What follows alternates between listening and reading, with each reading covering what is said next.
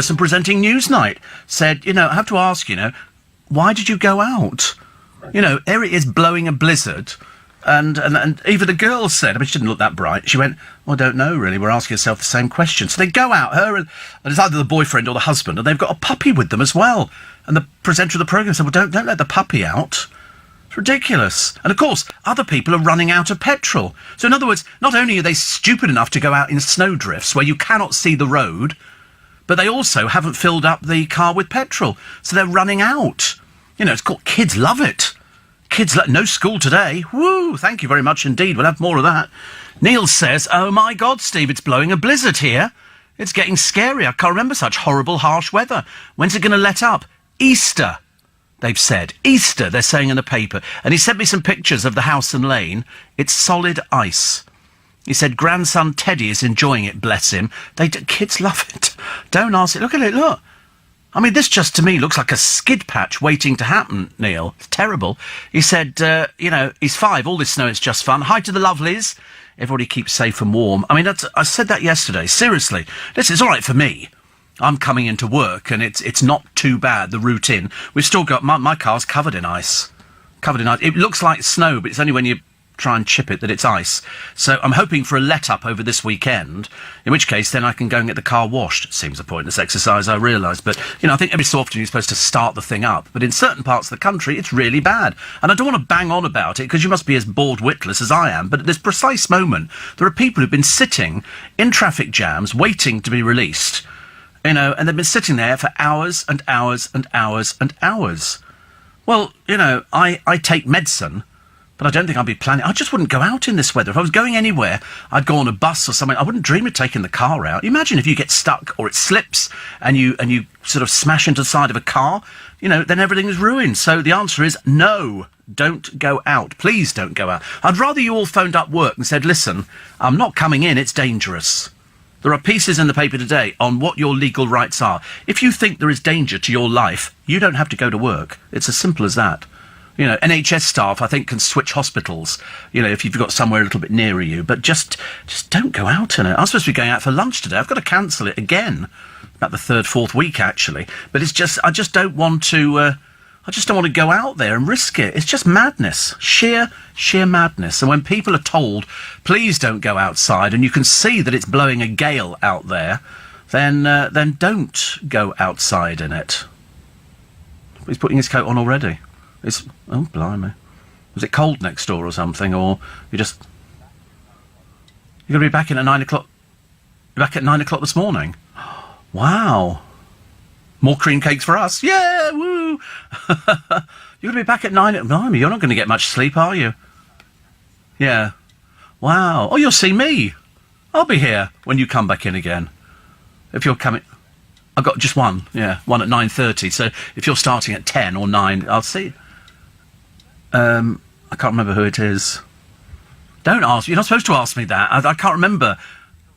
Yeah, don't ask me things like that, because I never know till I go into the diary and check who it is that's been booked in. In fact, actually, mate, strange, you'll laugh. Friends of mine, my friend Jordan up north, he'll always say to me, oh, you're interviewing so-and-so, because he can see the diary for down here, and he tells me what I'm doing before I've even heard about it.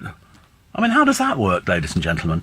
But nevertheless, there will be a lot of people listening at the moment going, my head, because they went to the Global Awards last night. So not only were there copious amounts of alcohol, there was catering, which is unusual because the place that they held it in doesn't have facilities, so everything's got to be brought in, which is quite good. But it's chilly out there this morning. It is chilly, although I think the country looks beautiful, bathed in snow. And if you fly in and it's snowing, it looks beautiful, it really does. But Ian Dale tweeted something. Did you see the Ian Dale tweet? He said, I've just kissed James O'Brien and Chris Moyles. He said, I haven't found Dan O'Connell, DJ, or Emma Bunton. He's very free and easy with his snogging, isn't he? I've noticed he's not particularly fussy about whether it's men or women. Which is strange, actually, because I didn't think it... Oh, anyway. And, yes, and O'Brien with a beard. Looking like Santa Claus, Or Stig of the Dump, one of the two. But anyway, I think I'm told a good time was had by all. They all sort of, got off down there and they all sort of clapped and whooped and cheered and did all the thing. And 3 awards for Little Minx. 3 awards they got. I mean, seriously, every time they go out anywhere, they're a bit like Majid. They just seem to get an award. It's just, I've never known a group get so many awards. They must have to split them up. Do you think they all get one, or do they just give one to the group? They just get one between them. I'll have it today, you can have it tomorrow, kind of thing. But, yes, that's right, yes. I didn't go, I couldn't, because I had to go to the hospital yesterday. And by the time you get back and all the rest, and also I'm bandaged up. So it's a little bit more difficult to do things like that. And also, if I'd worn a white shirt, I might have leaked blood through it, and it just wouldn't have been a good look, I don't think, in Hammersmith.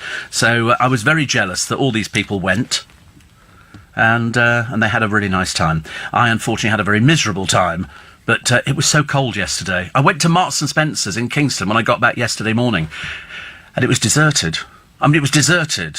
Even Paul Cooper closed the shop yesterday. There was nobody on the streets. As I was walking out of Marks and Spencer's in Kingston, which is big, there was a bloke on his phone going, hey, there's nobody about. It's just deserted. All the streets were empty.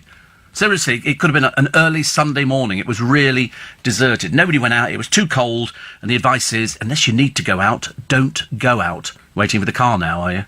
God. You're doing Uber? I've got an Uber story this morning, actually, which is where a woman leaves the baby in the car, and it took the driver an hour to realise he'd got a baby on the back seat. Slightly peculiar. I did go in an Uber over the weekend. I didn't book it. Before anybody starts jumping down my throat, thank you very much indeed. Steve, says Mark, we know that haulage companies need to deliver, but they should park up when we've got bad snowy weather. Yeah, I absolutely agree. I actually agree.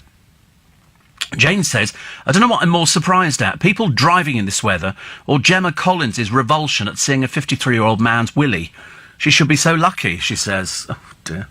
Poor old Gemma Collins, honestly. You just feel sorry for her, don't you? She must be... Yeah, she got in touch with me yesterday. Hello, Mr. at Steve Allen Show. You know, anything I can help you with? The day I go to Gemma Collins for help with the day that hell freezes over. I think not. I think not. It's only because we came up with a new game show for her yesterday. It was called Lose Gemma on a Desert Island. And I actually reckon, I don't think she can write. I think this is done by somebody who monitors their site. Because this was 7 in the morning. She wouldn't be getting up unless it was to trowel on the face. Very unlikely. 84850 Steve at LBC. And then Roland goes, I think he wants more followers. He loves you so much. I don't want any more followers. What do you want? Sado. Somebody wrote to Ian Collins the other day. How many followers has Roland got?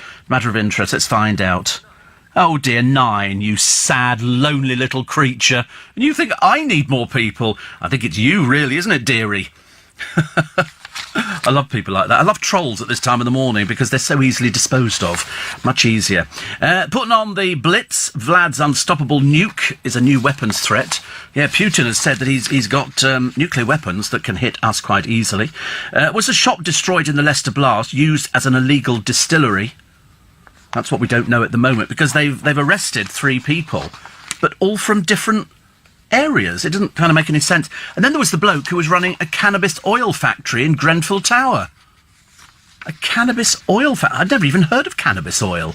But apparently you get this skink or something, and you take it. This is sort of apparently quite high-powered. You know when people make sploffs? They do the sploff, but they've got the skink... I don't know. And they then sort of make that, and then you compress it down, and it makes cannabis oil. This bloke reckons that, well, in fact, the police discovered it because he had gas cylinders in the flat. I rest my case. Gas cylinders in a flat, and then there's a huge fire. Do you think that would be helping or not helping? Answer, not helping. Gaza turns up on Loose Women the other day. They really do believe in putting all the lame ones on, don't they? Haunted by his father's last words. Apparently he's not had a drink for 3 months, but we've heard that stuff before, haven't we? Also, the donor capital of the UK, the organ donor, is the northwest of England. So congratulations to all of you up there. The boss, who was guilty of killing the boy in the Ferrari crash. He's got his cars stored in this place. Boy goes down with his stepfather and mother. Would you like a ride in my car? Yeah, the car flips over. The boy, who's 13, dies as a result, and this bloke has just been found guilty in this crash. Why is Prince Charles so fond of unsavoury billionaires? Because they give him money. That's why. They give him money. All of these billionaires that Charles hangs around with, they give him money. Armand Hammer was another one, donated £40 million to Charles. These people are filthy rich, and that's what Charles doesn't have. He has money, but he doesn't have, like, filthy rich money. What he's got is the credibility. He's got the title. He is Prince Charles. He is related to Her Majesty the Queen. That's what these people with loads of money want. They want that association. If you donated £5 million to Prince Charles's, duchy originals or whatever it happened to be, you'd be invited to Highgrove. You would have your picture taken with them, and that would be pride of place. Pride of place. You're with Prince Charles. You're like a friend, which is exactly what William did. Will.i.am? He donated money. The next thing, he's down at Highgrove, he's getting his picture taken. That's how it works. It's a trade-off. People who've got loads of money give loads of money because they want to be in with Charles. The latest one, though, is Petra Stunt's ex-husband, the rather vile little fat boy who, apparently has got loads and loads of money. In fact, lost 90 million, didn't he? They said in a raid. And we all went, what, he kept 90 million pounds at home? Apparently so. So it goes. Excuse me. Oh, it's delicious. You can't beat a hot cup of tea. Locked in live on the app. It's still snow. Don't know when the weather will get back to normal, says Waj. Well, not for ages. Not for ages. And Alison down in Gravesend, aptly named, isn't it, Alison? Spare a thought for us posties. We've been told we're out on delivery today. I know. We've got the posties round our way. They were delivering yesterday with their little trucks on the wheels and all the rest of it. Mind you, I've seen people in shorts in this weather. Quite a number of people in shorts. I'm not sure if they're in the real world or if they're just mad as toothbrushes. I can't quite work out. I haven't fallen over yet, no. Have you fallen over? Oh, dear. Bet that hurt. Did it not? Oh, I don't want any more bruises, thank you. I looked at my legs the other day and I thought, oh, no, definitely no more bruises. I've got loads of bruises on my legs. So if I'm going to go to Vegas later on in the year, it's going to be a little bit difficult to go and sit by a pool because at the moment I look like a car crash. Seriously, or a road map of the Sahara. Either one is not particularly pleasant. Remember that story that I told you about the bloke who fell through the ice on the pond trying to rescue a dog? There was no dog. The ambulance service said that bit wasn't true. He was just on the ice. He was 60. Because it's ice cold, and you go, oh, don't worry, he was wearing loads of clothes. Hypothermia set in. He died. He was only 60. 60 is not, any particular age, but there was no dog. The ambulance service said, that was just sort of put out. I don't know whether or not it made it better. The one thing you don't do, as we keep telling people, I don't know why we keep telling people this, is don't stand on ice. We had it the other year. Do you remember? There was somebody on a pond with a pushchair on the ice, on the pond at Hampstead. This bloke has been identified. His name was Stephen Kavanagh. He fell into Danson Park, rescued by a member of the public, and there were earlier reports he'd been in the lake trying to rescue a dog, denied by the London Ambulance Service.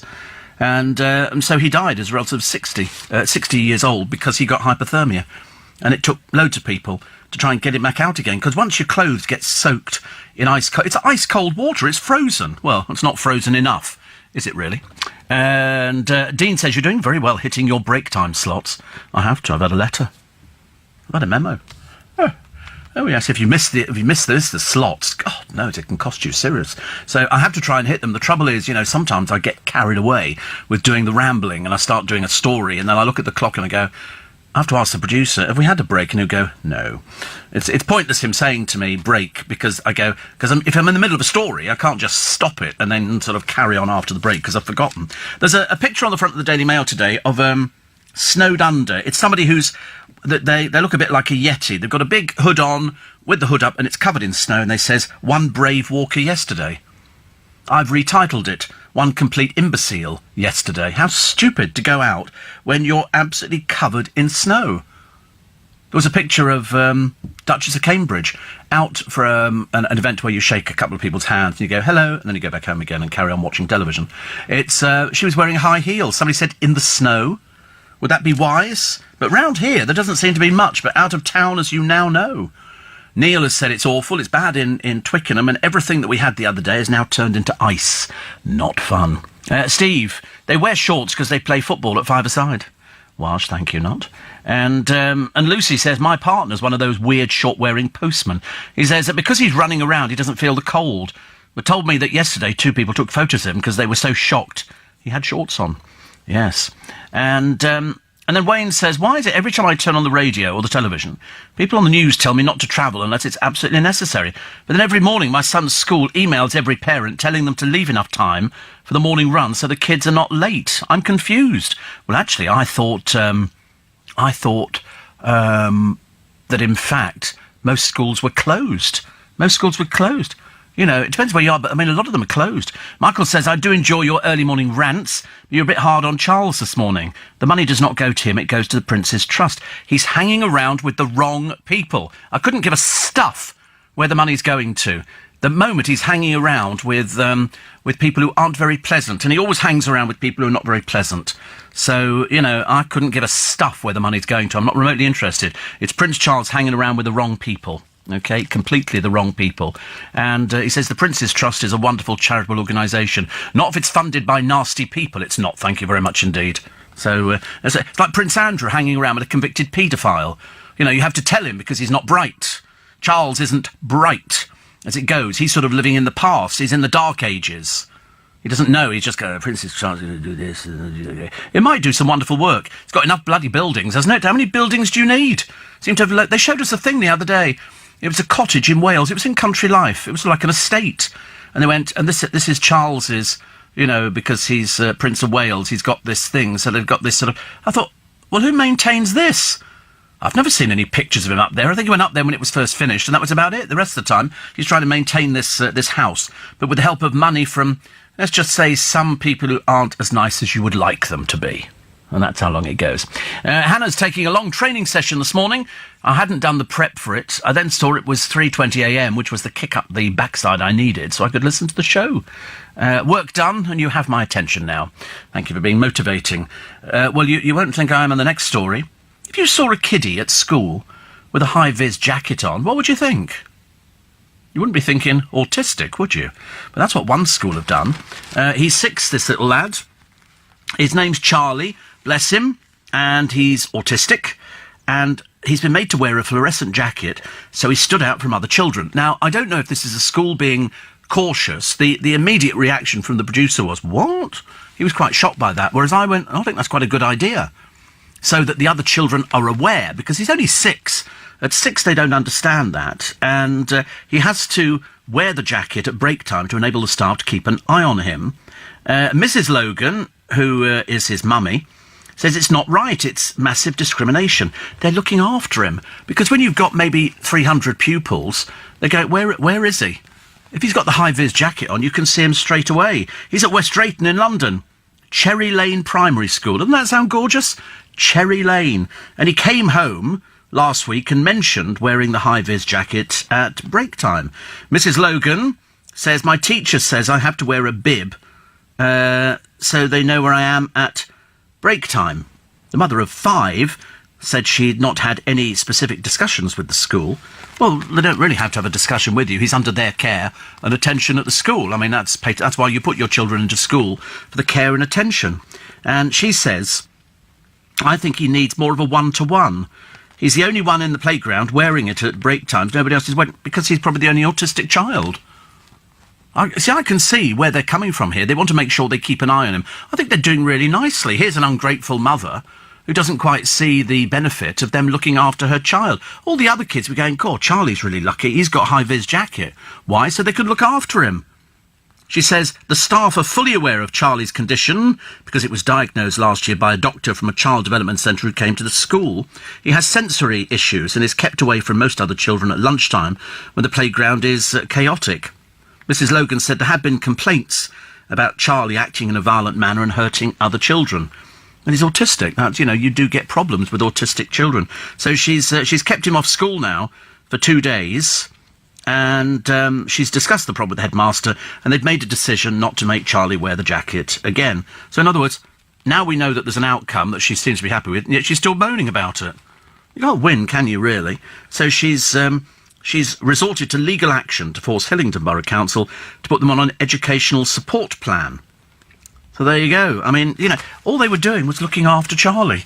I don't quite understand. They've got his, his best interests at heart. It might be a little bit, if you go to Vienna, in Austria, you will find lots of people walking around with armbands on, black armbands with yellow spots on.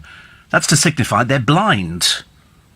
And it's done to help people, so people are aware. If Charlie's got a high-vis jacket on, they know that, A, they can keep an eye on him, B, other children can be aware that, sometimes Charlie is prone to a bit of violence. It's because he's autistic. It just gets on top of him. So I thought they did the best thing. But you say somebody's resorted to legal action, you think, sure, that's right. Should you not be grateful to them? Steve, more snow to come later, says little Julie. I've got a stinking cold, probably because I have to walk in the weather every day. Yeah, actually, sometimes it doesn't work like that. Sometimes the cold can freeze out the cold. Do you know what I mean? It sometimes works in reverse. Ulrika says the people you see in shorts are Kiwis. Do a test. I know for a fact I'm married to a Kiwi. Getting into a pair of adult trousers is a downhill struggle. I should be founding a movement for the abolition of shorts. Yeah, there's around our way, we've got a college for fitness people. You go there to be a sort of fitness trainer for schools and stuff like that. And so they constantly wander around in shorts and flip-flops. Shorts and flip-flops. As I say, I don't think I've worn a pair. I did go into a shop yesterday to try and buy a pair of gloves. I'm looking for fingerless gloves. And luckily my friend John has got a spare pair, because I go all the way into Kingston, and the girl in the in Bentall's, very polite, said, so we've only got one pair of gloves left. They're waiting for all their summer stuff to come in. Outside minus 60, and they go, oh no, because we've got the summer stuff coming in, so we don't have any more gloves in. Like, what about people with Raynaud's disease, who sort of, I could have sort of emphasised the fact, but I didn't bother. And then I said to John, I went all the way into Kingston, only to find no gloves, which was very, very disappointing, very disappointing. But I did manage to get a free bag in Marks and Spencer's. I did say I'll have a free 10p bag, and she put it in, and she didn't charge me for it. Mind you, I'd just spent 60 quid, so I thought it was very good. High-vis jacket, says Dolan, the amount of lorry drivers I see who have bright yellow high-vis jackets on and camouflage trousers. What's that all about? Do they want to be seen, or are they trying to hide? And how is it, if I don't wear a high-vis, some anorak from Health and Safety will come flying out of the office to tell me I can't be seen? We managed to see me. Were you managed? Oh, well, you managed to see me, Mr. Numpty. Oh, I say, well, you managed to see me, kind of thing. Yeah, I agree with you. Mind you, I get on the bus yesterday, and we're coming back from Kingston, and it was nice. I had to get back, change, then off to the hospital again on another 2 buses. And the driver, they would do the thing. The bus is waiting here while the next driver arrives. So we sit there, and you think, oh, this is just blood. Can't they do a long journey? Anyway, I don't know, I might have done 3 journeys. Perhaps that was too much, health and safety. And the new one gets on with his high-vis jacket, and then he takes it off. Then he takes off the high-vis jacket. I thought they were supposed to keep it on. Would you buy a Primark bikini for an 18-month-old? Slightly disturbing, but as I say, I don't have children, so I don't know what mums think about that. They might think it's absolutely okay. And they're still looking for that girl. She's a dancer. She just left hospital. We don't even think she's got shoes on. We're not even sure. She just left hospital the other day and could be anywhere. Could be anywhere, but she wasn't wearing the right clothes for this sort of weather. LBC News Time, 4:30. The latest headlines with Andy Ivy. The Met Office has amber alerts enforced this morning for further heavy snow in 3 areas. Exmoor search and rescue teams are helping Avon and Somerset police after hundreds of motorists were stranded by snow and ice. In Greater Manchester, drivers have told LB... Morning, everybody. Cold. Cold. You don't need me to tell you it's freezing cold out there. Certain parts of the country, it's blowing a blizzard. Certain parts of the country, again, if it looks... Open the door. How long can you stand there for? Answer, not very long. Shut the door, stay in, batten down the hatches, put the heating up. If you haven't got any heating, put an extra layer of clothing on. OK? That's my idea. Put a layer of clothing on. And if you're an elderly person, do not worry about the cost of the heating. Put it on. Put it on. It's as simple as that. Let them... I tell you, the papers will have a field day with any of the organisations that take elderly people to court because they dare to put their heating on in the middle of one of the coldest winters that we've had. 84850 steve at lbc.co.uk. Now, we've got too much snow in Bristol, but the good news, Steve, says Jane, is that my place of work may be closed today. I hope. Why do taxi drivers all bunk off work just when you most need them? Because they don't want to drive around in this either. Actually, if I was a taxi driver, I'd be feeling very fed up, I think. Big thank to all NHS staff, Fife in Scotland, Strathdean Hospital staff who've managed to constantly strive to get to work. Mental health wards can't be closed due to inclement weather. We can't stay indoors, says John. No, I mean, I'm, listen, in total admiration of the NHS. You know what I'm like. And as for driving in the snow, I took my driving lessons in blizzards from an old school driving instructor. Taught me how to drive in the snow. We were driving along one day and he said, what would you do in a skid? I said, turn into it. With that, he yanked on the handbrake and I managed to control the car after swerving sideways. Yeah, people think that you have to drive in the opposite direction, but you don't. You turn into it. That's how it works. I know it seems ridiculous, doesn't it? But I've never managed to do it. Only once I was driving my car in Twickenham, only once, and we sort of managed to get ourselves into a little bit of a spin, which wasn't so great, but I managed to get out of it as well. Steve, my 6-year-old great-nephew, has brittle bone disease, which is osteogenesis imperfecta, isn't it?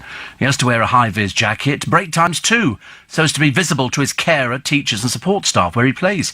He was still bullied and beaten up by a group of other children. Despite this, his mother welcomes the attention and the efforts on the part of the school, which is in Harrow, whose care he is entrusted to during school time, says Felix.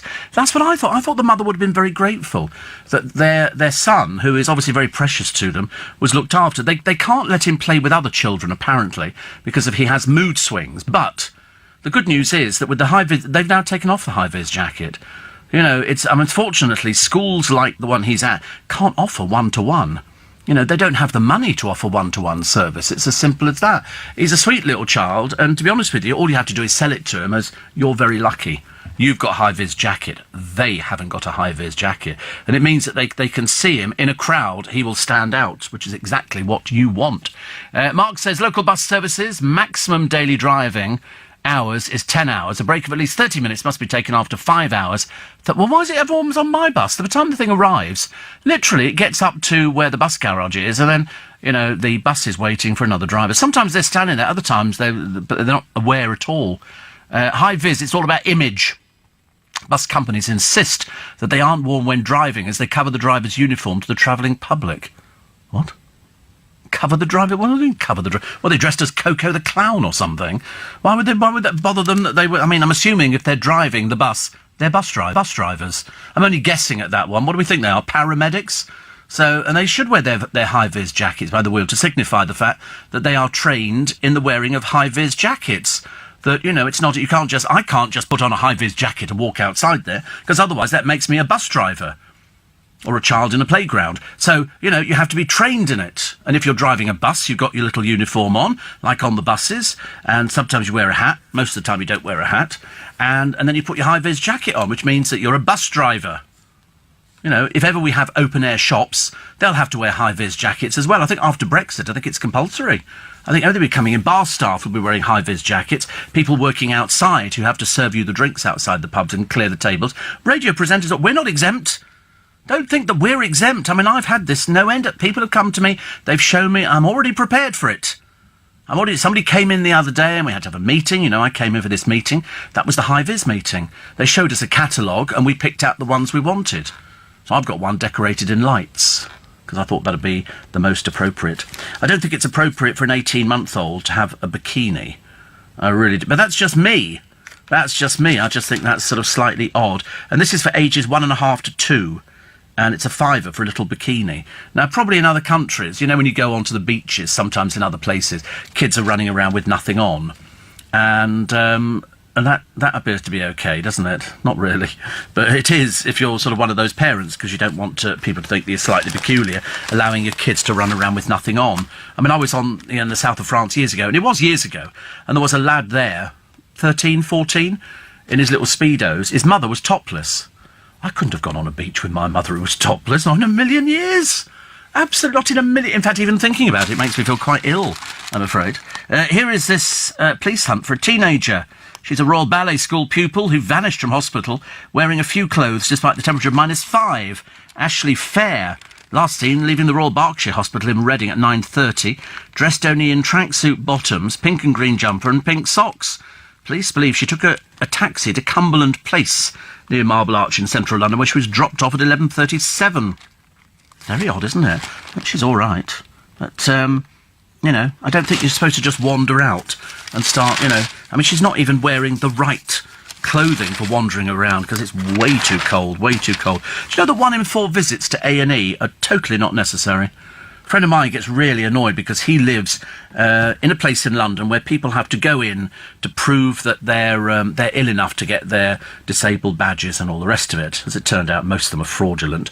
But nevertheless, he said some people, think nothing of spending all day in the doctor's waiting room waiting to be seen by a doctor. And it'll turn out to be for something completely ridiculous, like a cough or a cold or a sniffle. I mean, it costs about £13 billion a year to see these time wasters. I mean, I think really we'd be better off spending maybe, a few £100,000 a year for people who stand by the doors of A&E, and as people go and say, yes, what can we help you with? As if you were going into a doctor's surgery, they would check what was the matter with you. And I think if you're going into A&E, they should check you. Sorry, what are you here for? I'll just bang my toe. Out. Go away, you stupid little person. I've got a bit of a sniffle. There was a bloke sniffing on the train the other day. Somebody who sniffs when it's really disgusting. I felt like leaning over and going, haven't you got a handkerchief? Can't you afford a handkerchief, you peasant? God in heaven. Anyway, people, particularly older people, are not getting the support they need in the community, which leads to more emergency admissions. Although we did have a bloke the other day, do you remember he just phoned up an ambulance, said he had chest pains, just so he could get a free lift to hospital. There's nothing the matter with him, but when the ambulance arrived, he gets off the trolley and goes, thanks very much indeed. I just wanted a free lift into hospital. I'd have had him arrested by the police, in court and charged. Simple as that, no messing around. He was visiting somebody. That's all it was. Disgusting, it really is. What else we got? Yes, they're asking about the shop, the one that was destroyed in Leicester. They're investigating now whether vodka or other spirits were being distilled there. I mean, to be honest with you, we've heard of these things before. Don't you remember there was one of these big trailers, and I believe they were some Romanians. This is a couple of years back. I remember it distinctly because they said they all died because they were distilling vodka. They were making illegal vodka. I kind of thought, if you're distilling illegal vodka, you're kind of taking a risk. It's spirits. This is an odd one here, isn't it? So an illegal distillery, could it have been? It might have been. Will we find out? Yes, we will. Pablo Picasso, the Femme au Beret painting had been in a private collection. I just don't get it. It looks like childlike stuff to me. Seriously, I've seen 3-year-olds who could do better than this, but it was worth 50 million because Picasso apparently had a mistress. As indeed did everybody do. Turns out now even Winston Churchill was playing around. What's the matter with these people?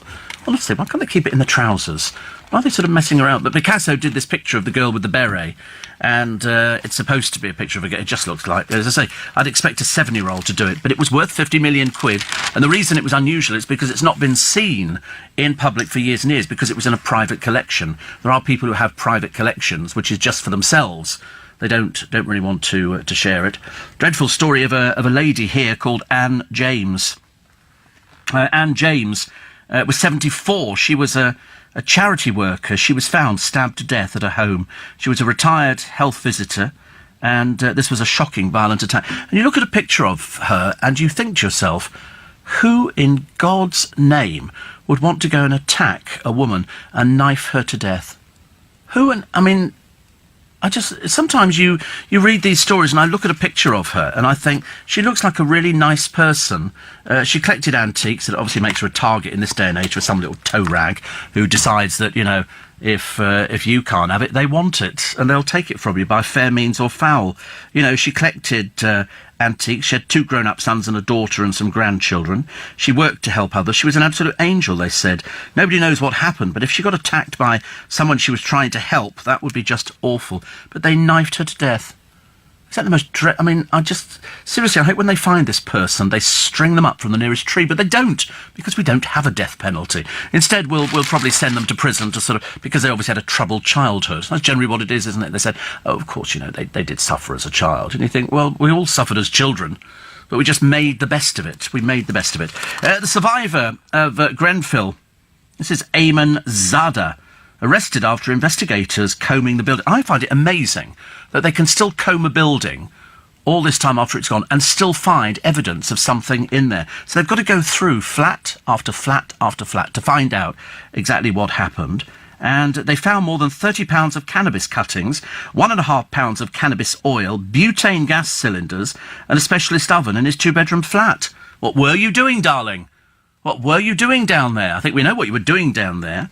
And so he's... it was enough to last one user 140 days. He's been a core participant in the public inquiry, but which has been disrupted. They had to cancel it the other day again. It's angry people. And here's a man with butane gas cylinders in his flat. Small wonder when the thing goes up in flames because of fridge, washing machine, doesn't matter what it is. And he either above or below the flat where it started, has got butane gas cylinders. And he's one of the ones who's been a core participant in the public inquiry. They had asked for his name not to be put into the newspapers. The reason being that they fear that butane canisters could be linked to the blaze and make him the target of violence. But the judge refused the application. Thank God for that. So in other words, he's got gas cylinders and he's running some sort of a strange quasi-factory, and we're supposed to believe that he doesn't have anything to do with it. He's got gas cylinders. That's all I need to hear. Fire, gas cylinders, explosion. You know, if he's underneath somebody else, the explosion then rips through into their flat. And this man wanted his name kept private. What a horrible piece of work you are, mate.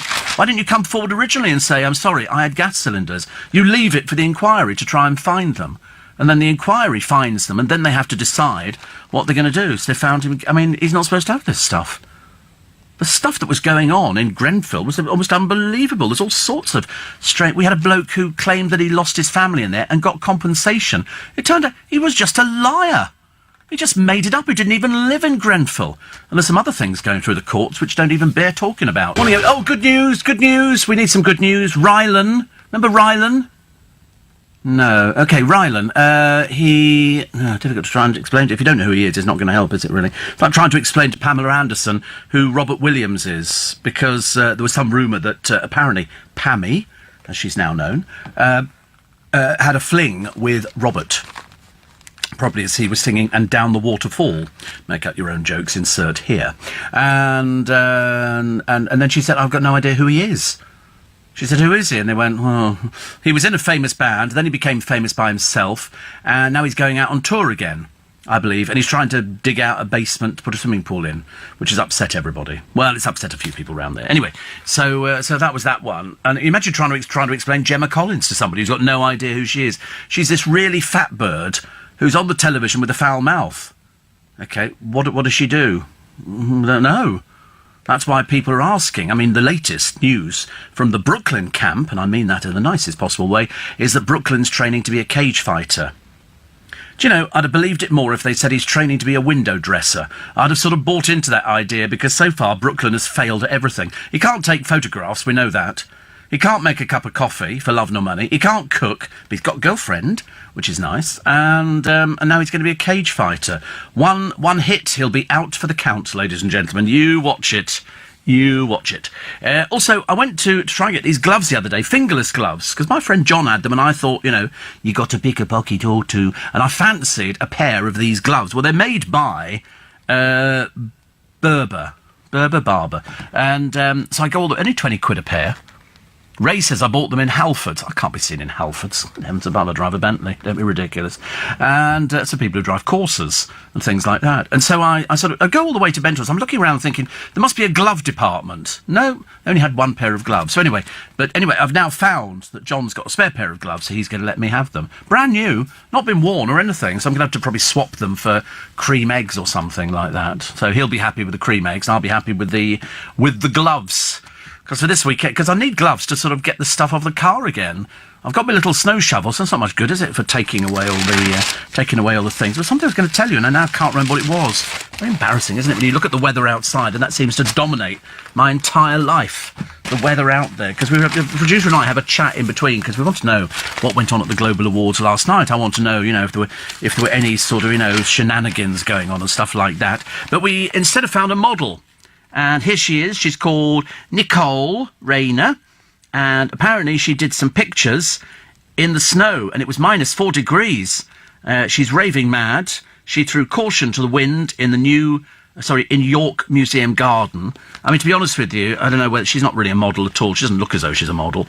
But she looks a bit pale. They didn't bother giving her makeup. They just said, can you get your kit off? And she couldn't wait to get her kit off and posed in the snow.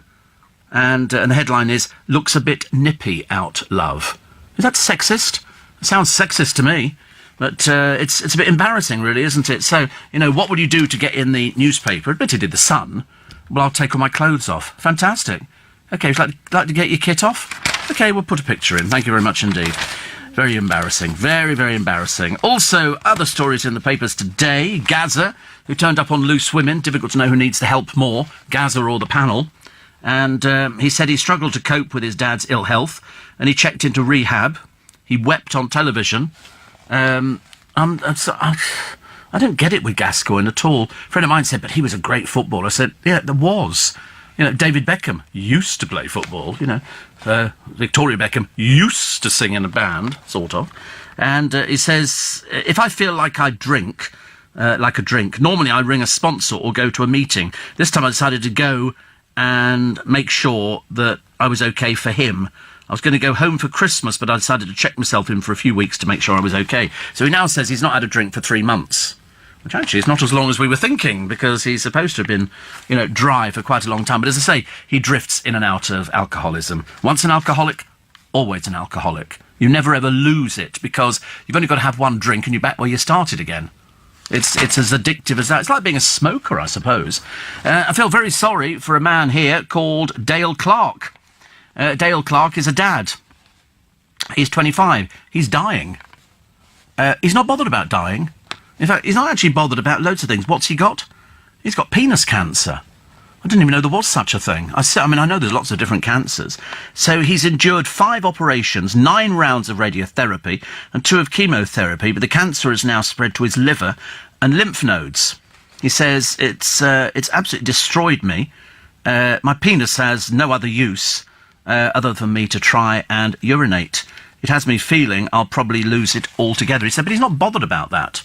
I had a cousin who died many, many, many years ago. He had throat cancer. They had to remove his tongue to try and stop, but it didn't help. It didn't stop. It's one thing that we cannot get our heads around, can we? You know, people who die of cancers and leukemias and all, you know, in between the weather, in between, you know, bad drivers, in between, you know, we see all sorts of things. There was a bloke on the television yesterday, I think it's called 24 Hours in Custody or something, and this was a bloke who had a bit of an altercation inside a kebab shop, and then he decided to get in his car, drive on the pavement, and knocked this guy down on the pavement. And originally, they go in, they get arrested because they get identified because of CCTV. The advantage of this country is we've got CCTV everywhere.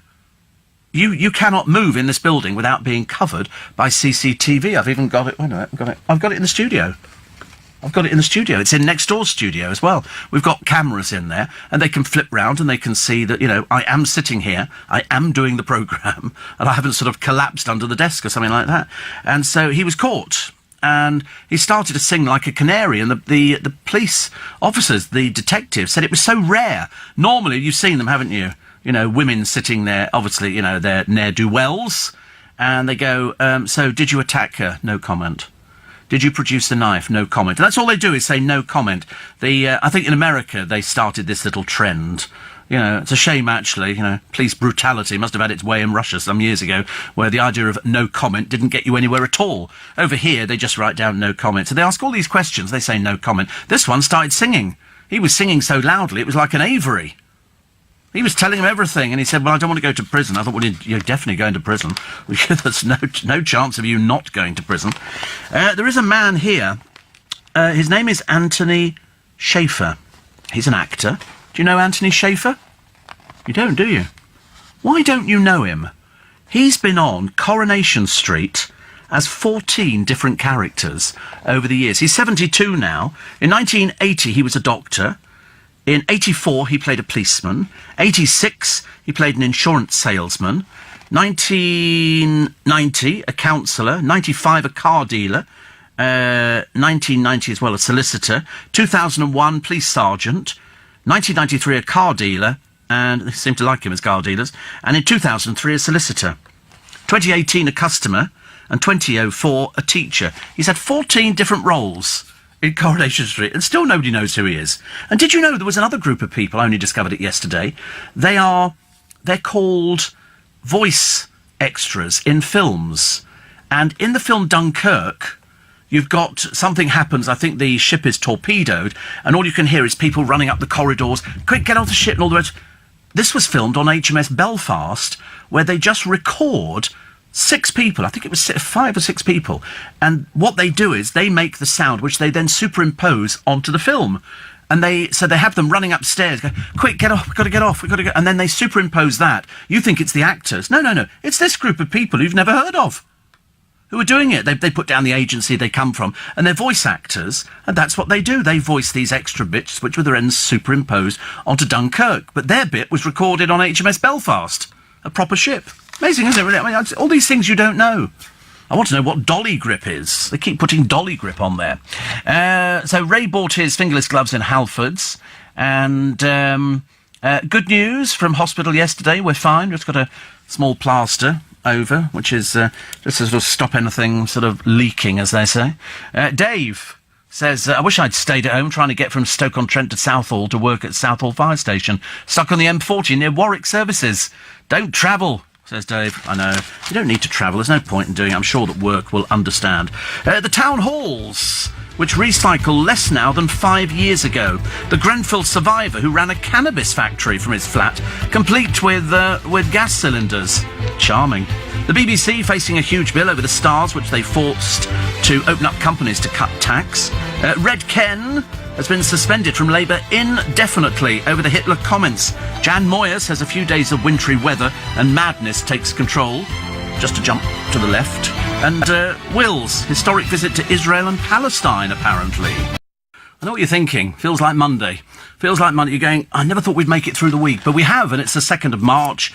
And it's great. It's just cold. And there's ice, and there's snow, and there's bad, treacherous conditions out there. And there's people who've lost their lives. And there are people... There's even a British skier, actually, who was killed. Not here, actually. This was over off-piste, I believe, in the French Alps. He was killed trying to save a pal.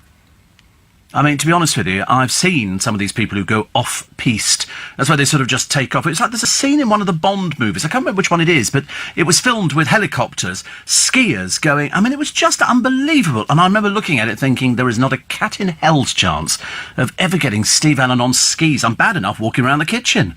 Seriously. It was The Spy Who Loved Me, the big skiing thing at the beginning, and then he just sails off the end of a mountain, and I thought, that looks great. Frightens me.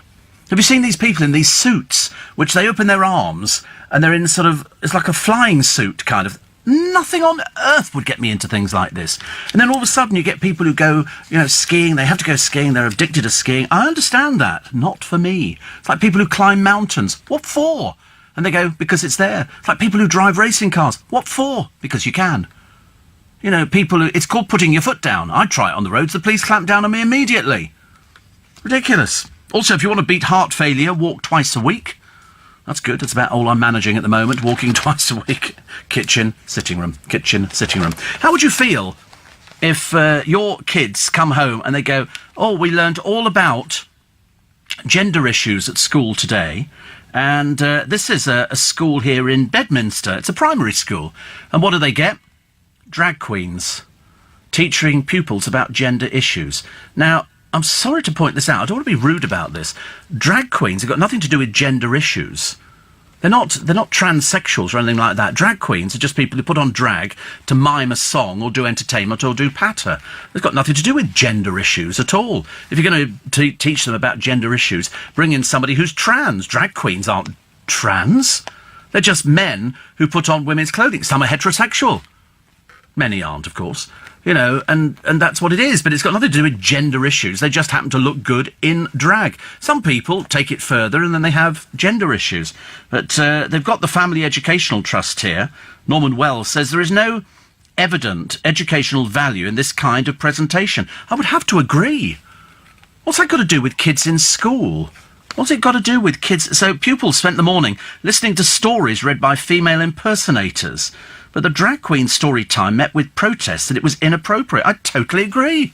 I don't understand what it's there for at all. Why would you want to teach little children about drag queens? So at some point in your life, you might want to put on a frock. They're little children.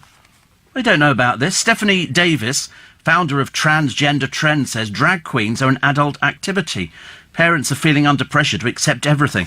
We've turned out, nowadays, you can't say anything, can you? You can't do anything, you can't say anything. And so now you get somebody who's a drag queen. We had that one a short while ago, the trans model for whichever company it was, who then says, it was L'Oreal, wasn't it, that all white people are racist, which is ridiculous, the most stupid thing you've ever heard from an ill-advised, poorly educated person. It was just wrong. Anyway, L'Oreal fired him, her. And so now she's been taken up by somebody else to try and give people sort of the right idea. People don't care. People do not care. I don't think they care anymore about stuff like that. I think they've started realising that it's of no interest to anybody. It's seriously of no interest, unless you are going to be trans, or if you are going to be, somebody who wants to put on drag and be an entertainer. Go up to the show in Blackpool, Funny Girls, which is a complete drag show, and it attracts women, straight men, gay women. It attracts all sorts of people. But at the end of the day, they're blokes who put on drag. They're blokes who put on women's clothing. But for comedy, they're not doing it because they want to go out dressed up as women. That's something completely different. And I don't think anybody ever understands it.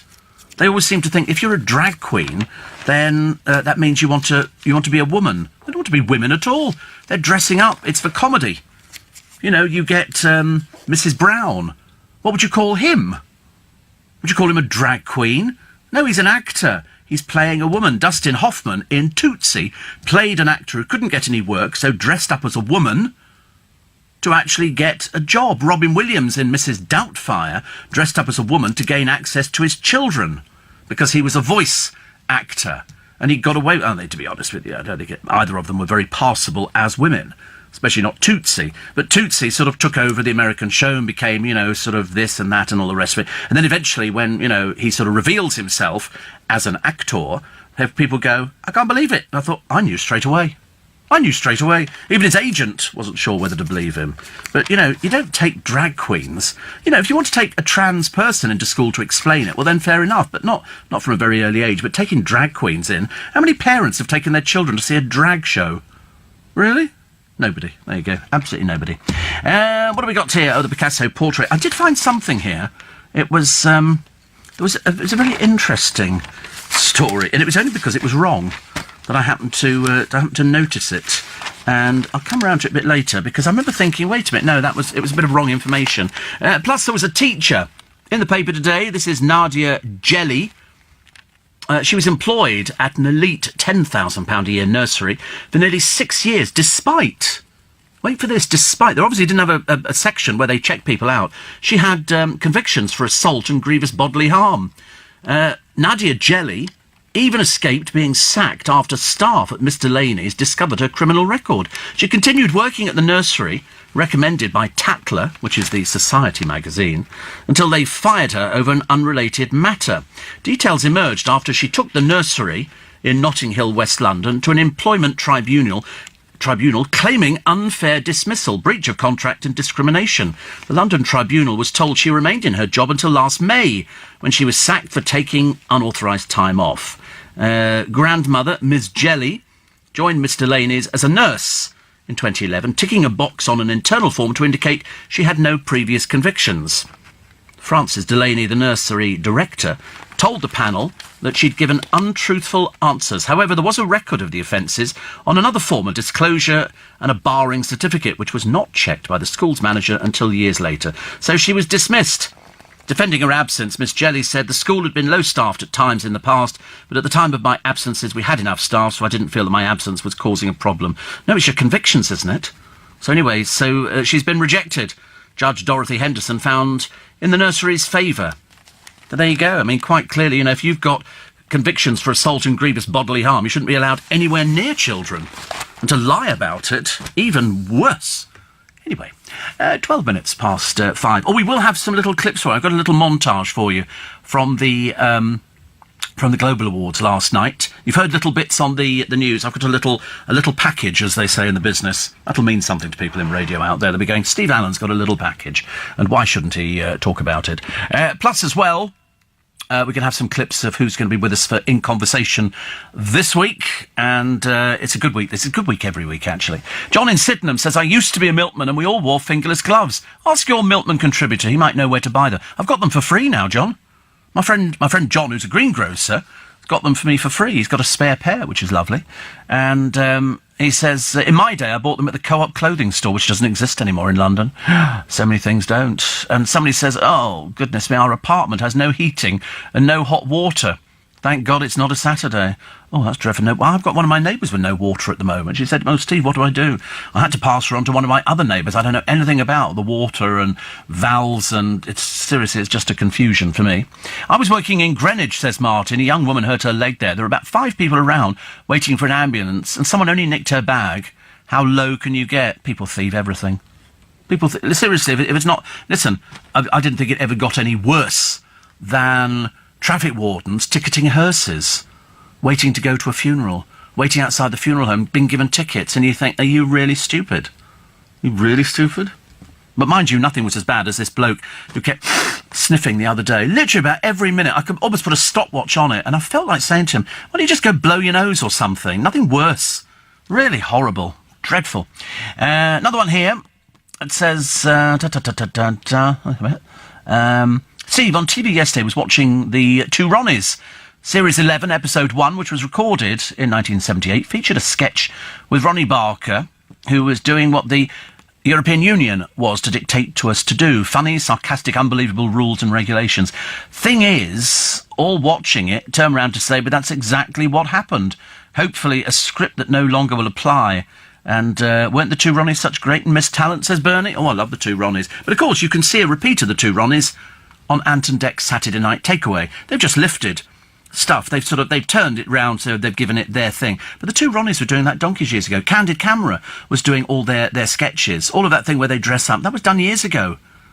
Game for a Laugh was doing it. Who else? Morecambe and Wise. All these people were doing these things long before Ant and Dec came on the scene. I mean, long before they came on the scene. I'm not decrying Ant and Dec.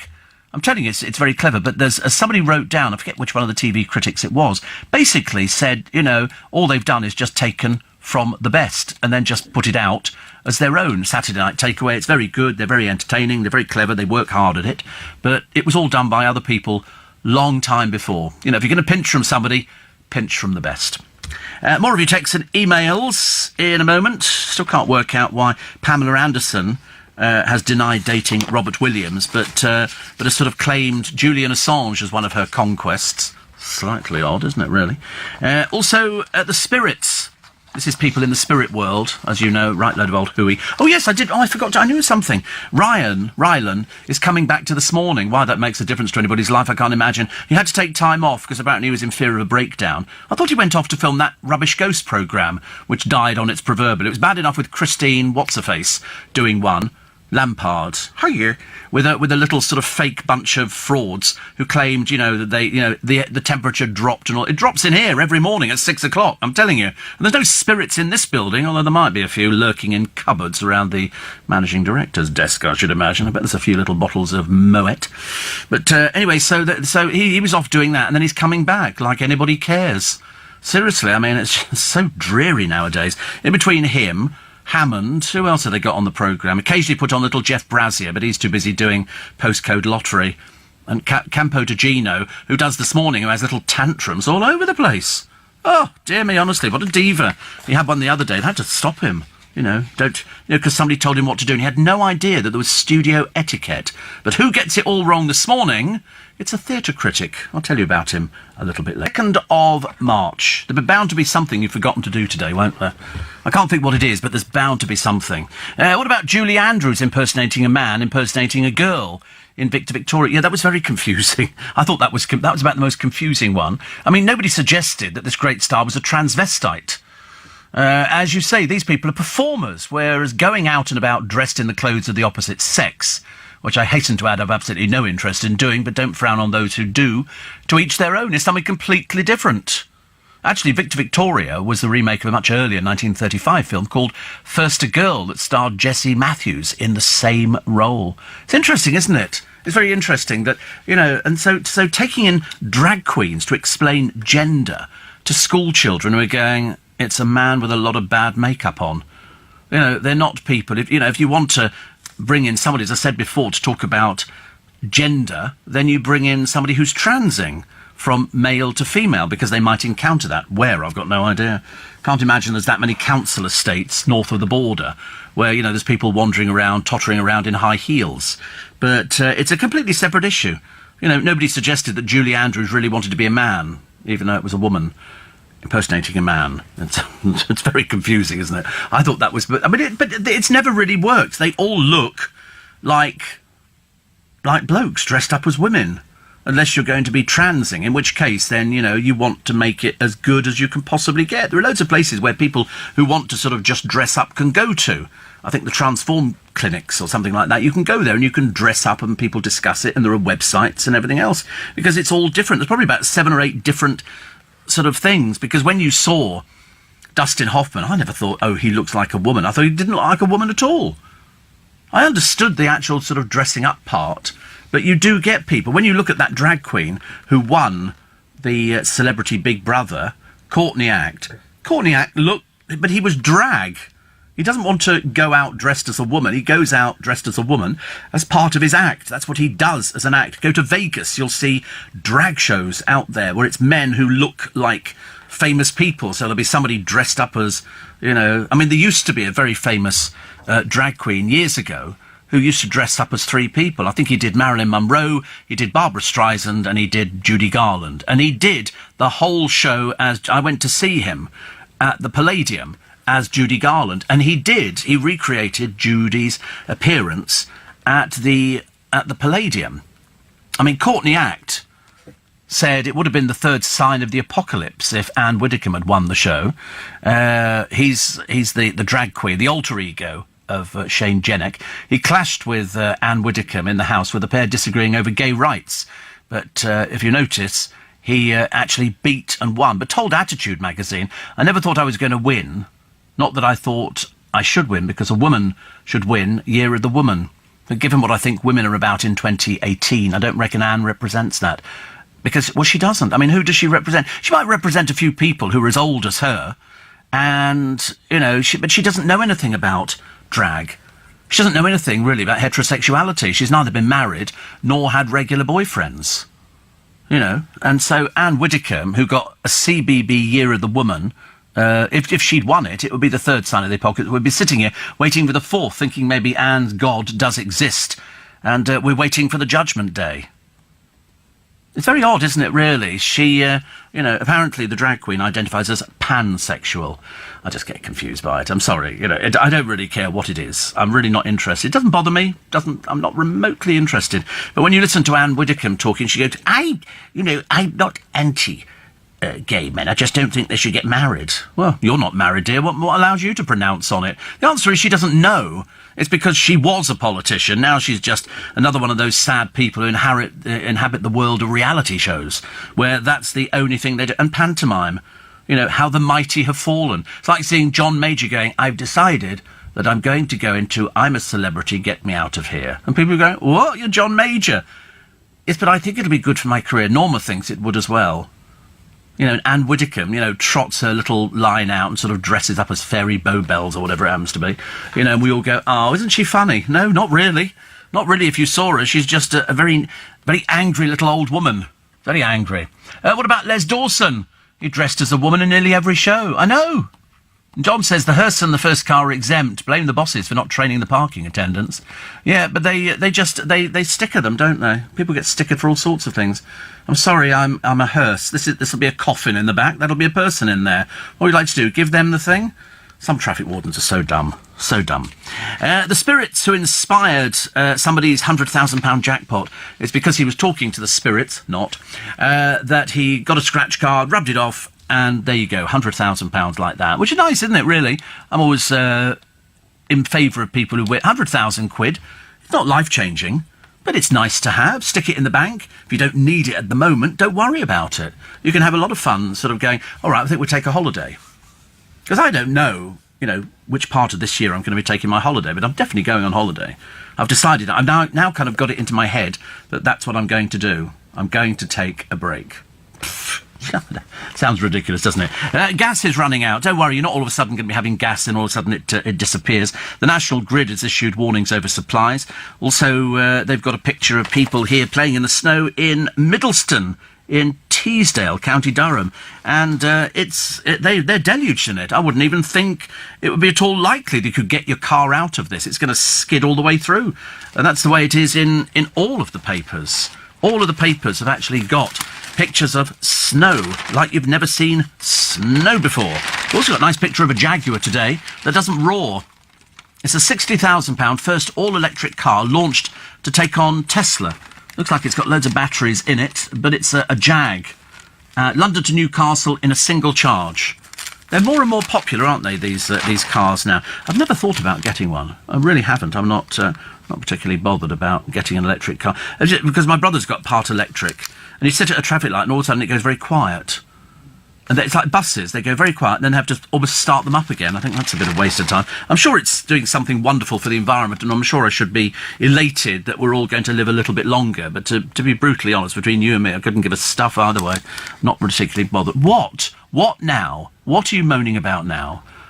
Oh, well, that might not be your attitude, but I couldn't care less about electric cars. How mamby-pamby. I mean, Noddy had a car. We never saw him really started. He just gets in, pushes the pedal. A bit like sort of a go-kart or a bumper car or something like that. Have you seen the price of these things? They're having a laugh. Batteries are cheap. You know, why can't they make it run on Duracell or something like that? Because that'll go further. Or failing that, just get a go-kart and push it down a hill. Don't worry about it. Your car's not electric, is it? There you go. Cheeky devil, honestly. Has he got... Yeah. Get Flintstone. Have you seen the latest advert where you get 125 quid if you move your account, and the Flintstones have turned up, and it's Fred and Wilma. And then they said, what are you going to do with this 125 quid, this remarkable piece of money that's going to change your life? And he said, and he buys a pair of trainers so he can stick them underneath the car and run faster. Or perhaps it's Wilma who does that. I don't know. Look on the bright side of life really can keep you healthy. You know, always look on the bright side of life. Sometimes I can't whistle first thing in the way I've decided, actually. My mouth goes too dry for whistling. I'd like to. The Uber driver who sped off with the baby girl, and Mum went into a panic as the blundering cabbie drove for an hour. Well, how's he supposed to know?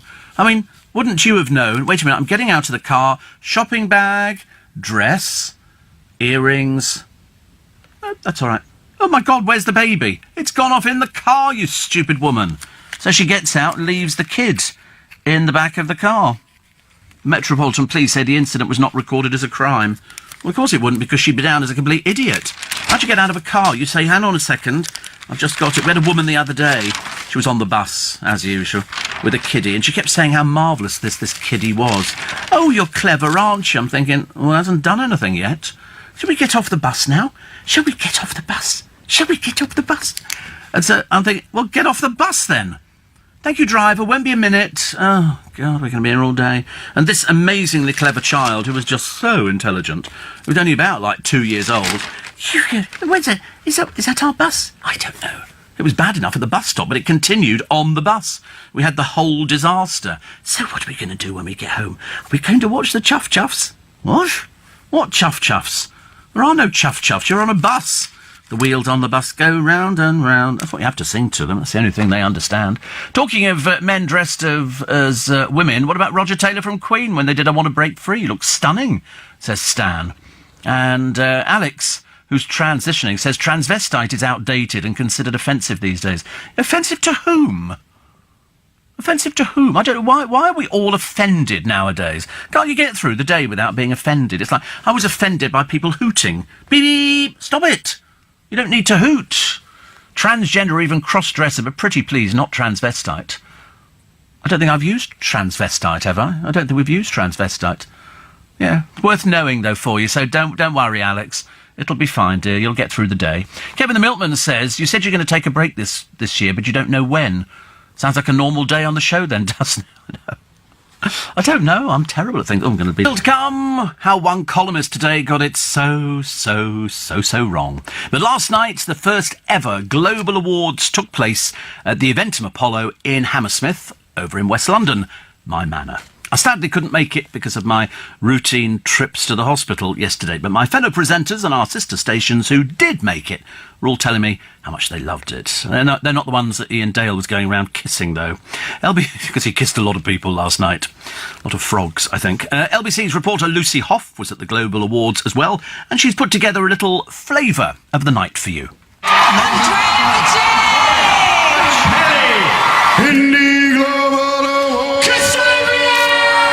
And the winner is... Ready? Stormzy!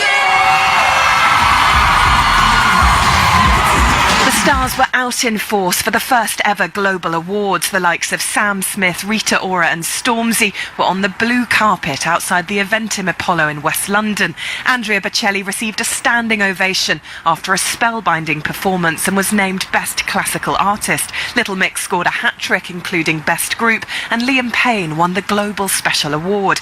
Double Olympic skeleton champion Lizzie Yarnold was there after making history in the Winter Olympics. Wow, this is completely different than sliding headfirst down an ice chute on a tea tray, as someone kindly put it. The ceremony came after a challenging year in the news. London Mayor Sadiq Khan had a special message. The NHS, the police, the fire service ran towards danger, encouraging others to flee for safety. This award is in recognition of your hard work and your heroism.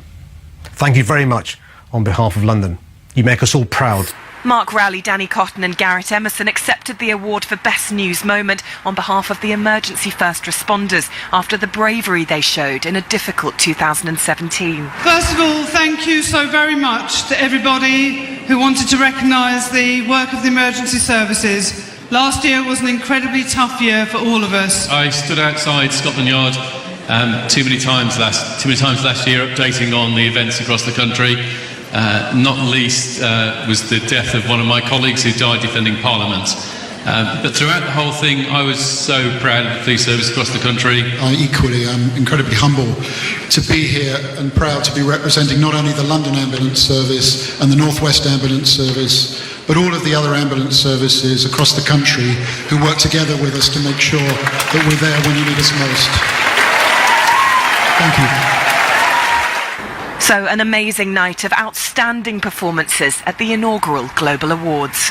Lovely. Our reporter Lucy Hoff speaking from the blue carpet. The blue carpet. There's a twist on it.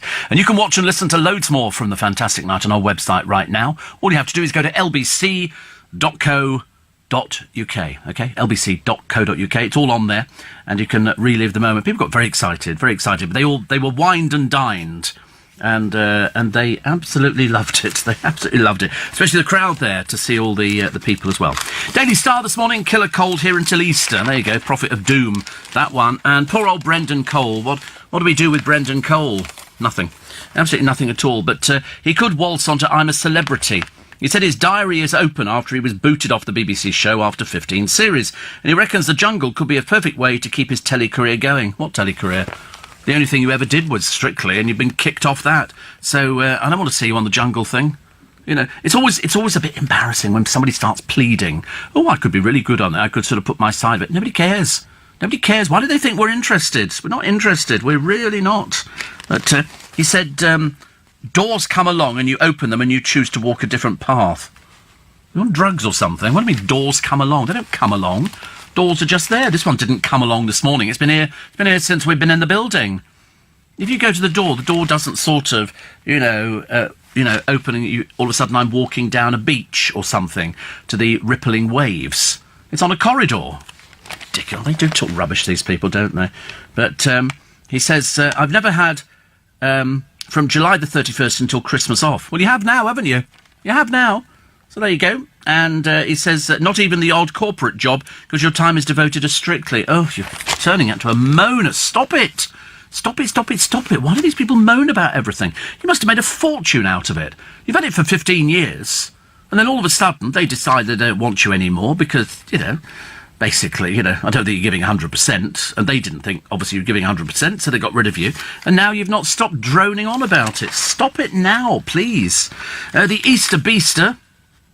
It's bad for certain parts of the country. I mean, these pictures I'm looking at here, which are really bad, actually, is that there's no way that you could drive these cars. I wouldn't even risk driving down the street. I don't know how long it's going to take to thaw. Around here in Leicester Square, centre of London, it's okay. It's not too bad. There is little patches of ice and producers fallen over already, but there you go. That's a sign of alcohol abuse. And, here we go. Oh, no. Yes, I know. Waiting for a train. I'll just have a small beer. And, a little top-up. I've seen it. I know what goes on. I'm an adult. I've been around longer than most people. And, sorry, won't... We have to do the bus every day. Do you know, the bus was freezing yesterday. It was so cold. Day before, 30 minutes we waited for the blooming thing. And you can't drink on there. No. People go, hey, have you got a drink? No. I've often wondered where these people... You know, sometimes you get on the train in the morning, and there's always somebody who's got a flask. Have they stayed behind at home later than usual to make a flask of cocoa or something like that, so they can sit on the train and really annoy the heck out of you? Because there's always somebody, isn't there? And then you get the people who open their bags, you think, oh, God, makeup. No, it's not makeup, no. Out comes a little tinfoil package. They've made their own sandwich, and they're sitting on the train eating it first thing in the morning. I mean, I ask you, it's ridiculous. Watch out, there's an asteroid about, and it's going to go past at... Oh, it's gone past. 5:30 it went past. An asteroid, can you believe it? An asteroid. Nobody warns me about anything. And how much does Harry pay Meghan? We're going to find out very shortly, because the US taxman is lifting the lid on the royal cash secrets. He doesn't realise, but she has to file her tax in America. That's where she's from. And so they will find out how much money she gets from him or from the Queen. Now, I don't know how much money Harry's got, because he doesn't seem to be doing anything for ages.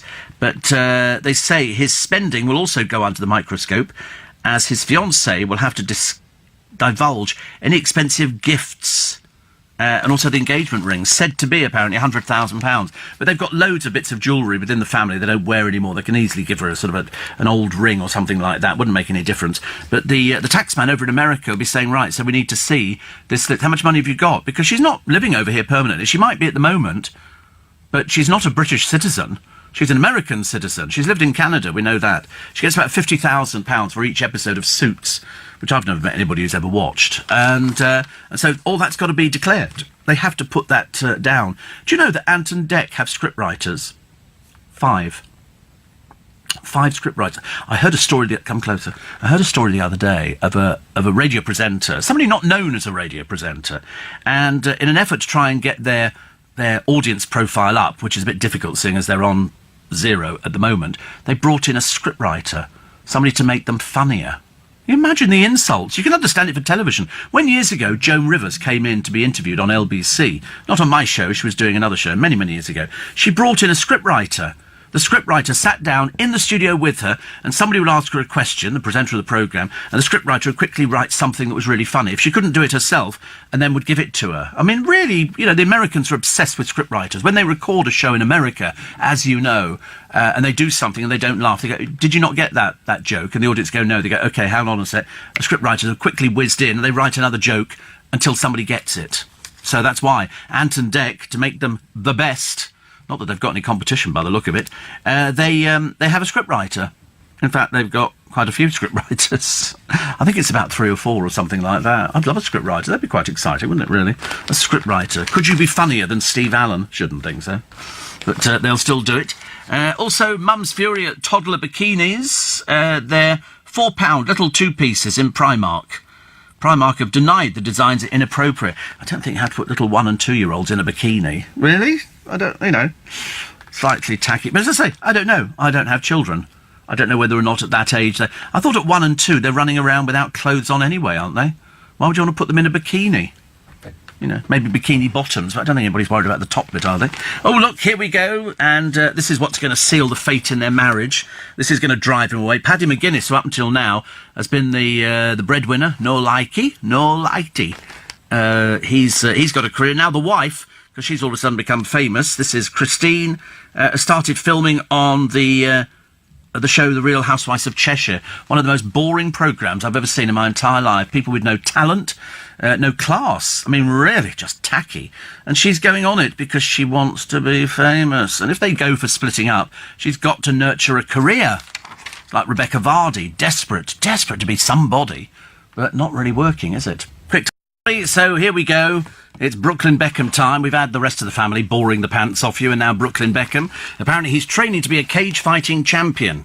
He's signed up to a professional UFC and jiu-jitsu fight academy. Perhaps he's helping sweep the floors or something like that, because so far he's failed at footballer, barista, photographer, author, skateboarder and fashion model.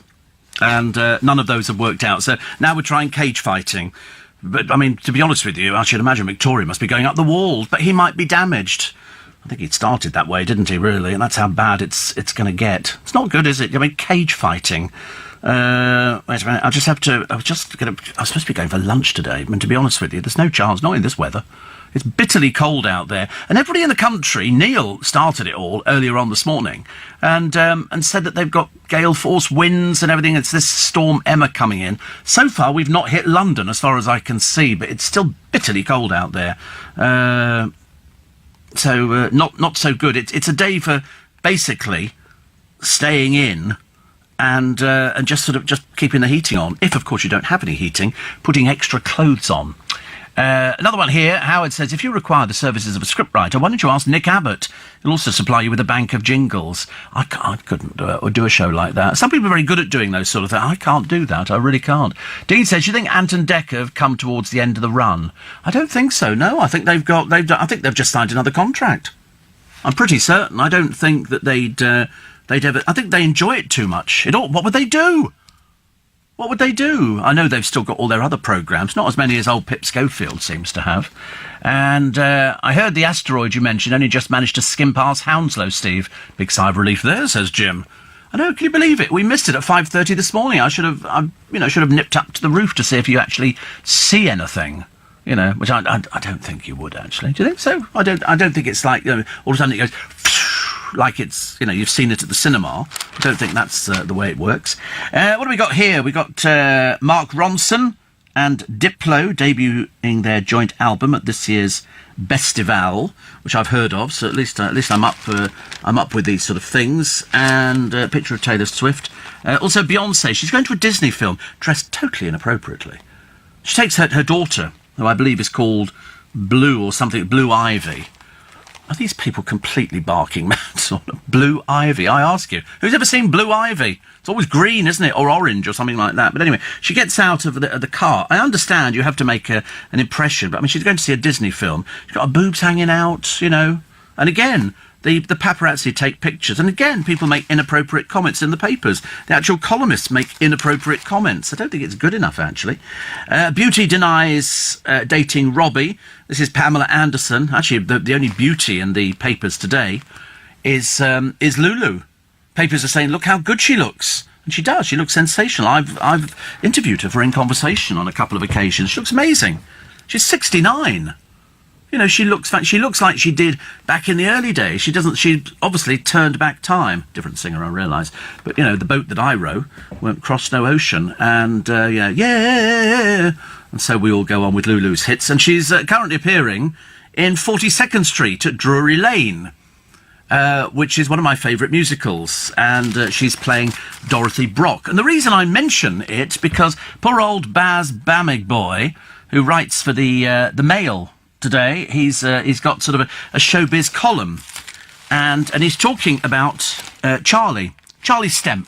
Charlie Stemp started off in Flashbang Wallop, which was good, in half a sixpence, but in fact now he's doing Hello Dolly. He's quite charming. He's quite charming, but unfortunately poor old Baz Bamigboy gets it completely wrong.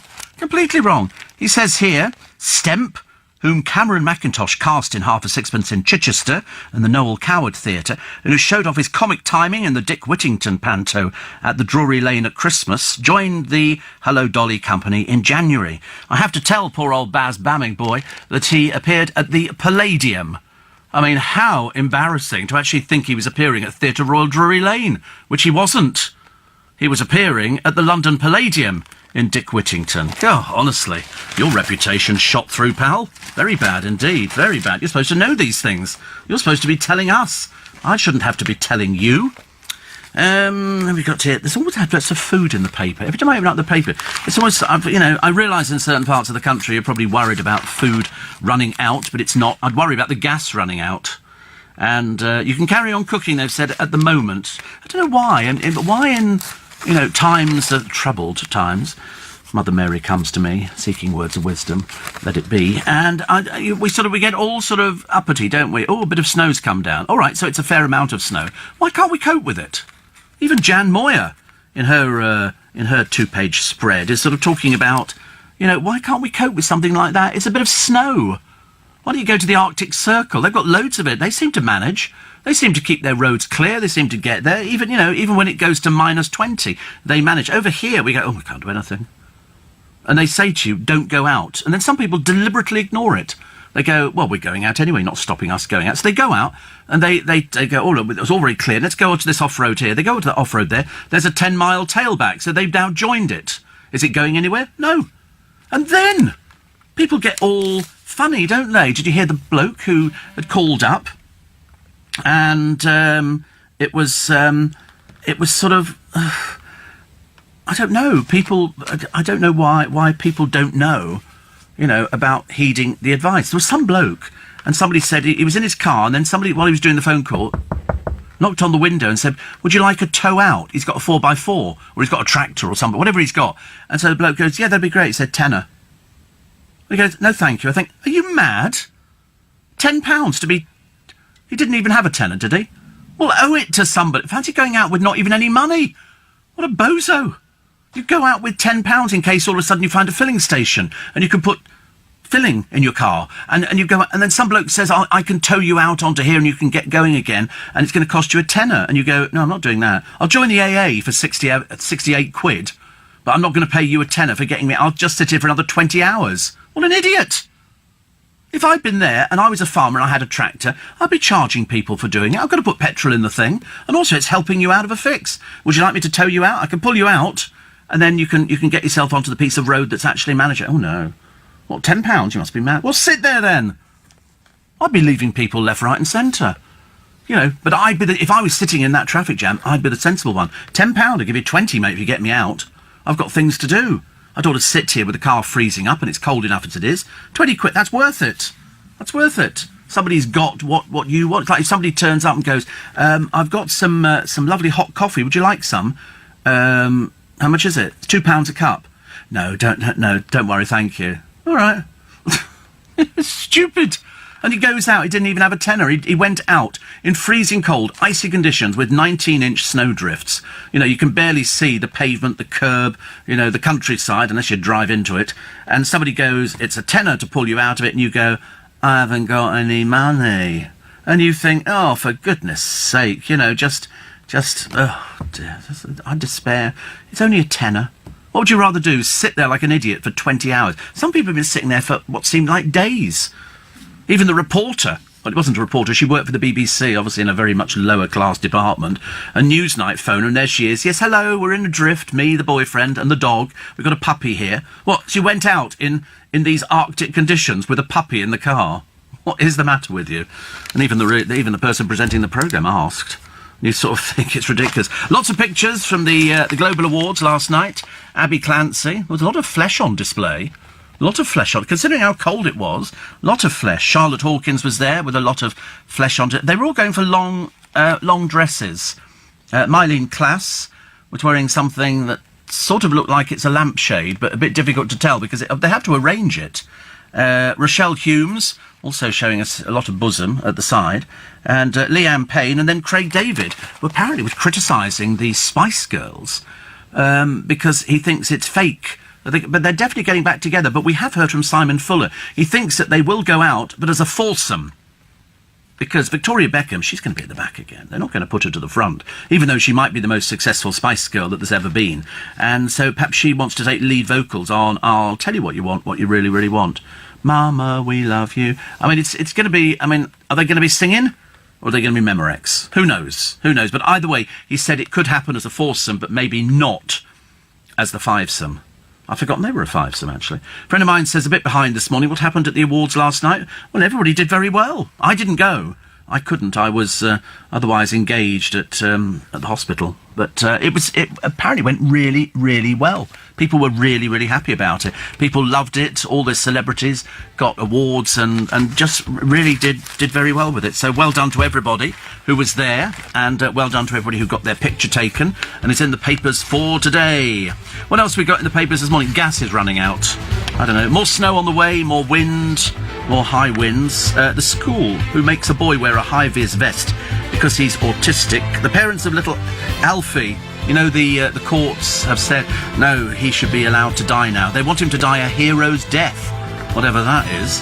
The northwest of England is the organ donor capital of the UK, and a memorial to the victims of Grenfell. The locals will decide on the future, which is the way it should. Everybody yucky, yuck, yuck. It's not nice. Really isn't nice. The only nice thing is the fact that everybody had a good time last night at the Global Awards. People went home clutching those nice awards, and people had dinner. Some people have had too much to drink. Some people have heavy heads this morning, and some people will be thinking, can't wait for next year. Can't wait for next year. And also, the nice thing was that, not everybody has to dress up. You can look smart without having to put on a dinner jacket. If there's one thing I have, it's my pet hate. It's a dinner jacket. I feel a bit restrictive. I don't mind wearing the jacket with a cash pair of trousers, something like that. But last night I'd have probably worn, if I'd been, but I couldn't go last night because I was otherwise engaged, medical matters. You know what it's like.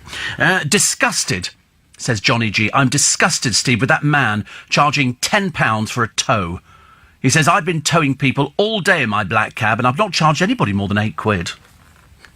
I thought it showed tremendous enterprise. And the bloke who was sort of going to be charged the £10 was quite, indignant about the fact. Ian Payne wasn't very pleased either. I'm thinking that's private enterprise. Listen, I've got a tractor, you've got a car stuck in the snow. Let's go back again. I've got a tractor, you've got a car stuck in the snow. Would you like to stay in the snow, or would you like to give me £10 and I will get out of my tractor, because I've got a tractor, and hook you up to my tractor, and I will pull you out of this thing and put you on a piece of road where you can get home. That way you can go and thaw yourself out. Oh no, not spending £10. I can't believe... See, I would be happy to... Producer wouldn't pay that either. He'd rather sit there. He'd rather sit there and moan. He'd be on the phone to Darren. Hello, Darren. Yeah, no, I'm stuck in a snowdrift. Nobody's... Well, there was one man who offered to help, but I'm not paying £10. It's only a blooming Mini. Yeah, I would walk. I would walk in this. Well, walk then. I'd be the first one getting my wallet out. I'd be saying, listen, to get me home, 20 quid. You'll do things. I got a text in a minute ago from some lady who's got no heating or hot water, spent 6 hours trying to call British Gas. They weren't taking any calls. I should imagine they're snowed under. We managed to book an appointment online, but they can't get to us till next Thursday, says Linda. Ooh. Might have to start praying, that the neighbours are nice and they'll let you go and sit there, because a friend of mine who lives in Brighton, she's up high on a hill. She's got lovely views, but she's in a bungalow. And bungalows are notoriously difficult to heat because you've got a big area downstairs with sitting room, all open plan, and the kitchen. And then upstairs, and there's no radiator in her bedroom for some inexplicable reason. I can't remember why she's got no radiator. But anyway, she got her pipe that goes from the thing that goes into... Because her boiler's in the loft, if you please. And it got frozen, so she woke up in the morning, no heating. And she'd had it sort of cranked up as much as she could. She said it wasn't making any difference at all. She only got it up to 14 degrees. I think you need to nip out to Robert Dyas and sort of buy a little heater, little tiny heaters. It's the only way to do it, because it's ridiculous. Why should you freeze in this weather? Not good at all. So good luck, Linda, in Bromley. See, if you're told to stay at home because of the cold, then you see the reporters on the motorway bridges telling us how cold it is. I know. They just look cold, though, don't they? Don't you think so? Somebody says it was maybe an old £10 note, Steve. I just don't see the problem. I'm sorry. I mean, does that make me sound as though I've either got, more money than sense, or does it make me sound terribly intelligent that I don't want to sit in, a 6-mile drift of cars going nowhere with the chance of being rescued later, running out of petrol, when I can give this bloke £10 and that can get me out of this situation? I'd pay the £10. If you've got an elderly person sitting in the car, apart from the fact, what are you doing there in the first place? Secondly, to actually go out and you've got a little puppy with you, because we couldn't leave the puppy at home. What are you doing out in the car? They've said, look at the conditions. We've all got eyes. You can see what the conditions are on the motorways, and the conditions are not good. And somebody can help you out of that predicament for a tenner. If I was a farmer, I'd think, listen, I'll go out there. If I can make 80 quid in an hour by towing people out, make 80 quid. Good luck to you. Good luck to you. Poor old farmers get ripped off left, right and centre by the supermarkets. About time they got their own back. If they can pull you out of a situation to get you home, I'm going with them. 1 in 4 visits to A&E are not necessary. Well, I think we know that, don't we? You see people sitting in there, and they seem to bring the entire family. It's almost like a day out for some people. And you go, what are these people doing here? Oh, well, these are my children. I had to bring them. Why? Can't you find a neighbour to look after them or something? The shop that was destroyed in Leicester, do you remember? 4 people killed, 4 people in hospital. They're now checking on whether or not it was being used as an illegal distillery. If it was, I've got no sympathy at all. You're playing with highly volatile stuff here. If you're making vodka, which they think they might have been making vodka, they're not sure, that's highly combustible. There's a very good chance. We've had it before. I've seen so many stories. I've read so many stories of people who've been blown up before. And so if they're making it in a shop, well then, more fool you, I would have thought. The town halls, which recycle less now than they did 5 years ago. The Grenfell survivor, his lawyers tried to get the judge to suppress his name going into the press because they said he was running a cannabis factory, cannabis oil. I wasn't even aware that there was cannabis oil, but cannabis oil he was making. And so he had so many pounds of skunk, which was stripped, and they were doing something with it. Plus, he had gas cylinders. Gas cylinders. So in between the fire taking hold, he had gas cylinders. You can imagine what it must have been like when they went up. You know, every so often you hear something, you think, what's that? You know, we just think, oh, it could be a fridge or a cooker or something else. No, he had gas cylinders. Dear me. Pregnant women, hello, that's you. You can take a hot bath. You can take a hot bath. You're not allowed to take hot baths up until now if you're pregnant. Oh, well, you're sort of sitting there and dangle your feet outside the bath. It's not very good, is it? Will's historic visit to Israel and Palestine. That's Prince William. What he's going to talk to them about, I can't imagine. Do you think he knows about situations? Probably not. Boots have banned the sale of energy drinks to children. Actually, My Chemist, which is Goods, are very good. I don't think they sell energy drinks. In fact, I'm pretty certain they don't. Boots have got sort of a cabinet where they sell energy drinks. And so up until now, they've been selling them to children. Oh, dear, not so good. Also, the parents of little Alfie, you know, they went to court. The hospital want to turn off his life support because they need to allow him, horrendous though it sounds, to die. Because he's brain damaged, he's not going to recover, there's going to be nothing you can do, prayer wouldn't work. He's a very, very sick little child and he's in pain. And his parents have now said they want him to die a hero's death. What the hell's a hero's death? I would have thought you want him to die, you know, so that he can... I don't know how you explain to parents that has to happen. We discussed this a few weeks back, didn't we? When we couldn't quite work out. If you were that parent, you'd be saying exactly the same, even though there were people writing in saying, well, they have to let him die. That's what the doctors have said. All right, so the doctors know more, but at the same time, you know, I don't know what a hero's death is. What, in agony? In agony? They don't want him to die, surely, in agony. Also, the TV hit Benidorm is coming back. That's good, isn't it? I never saw it.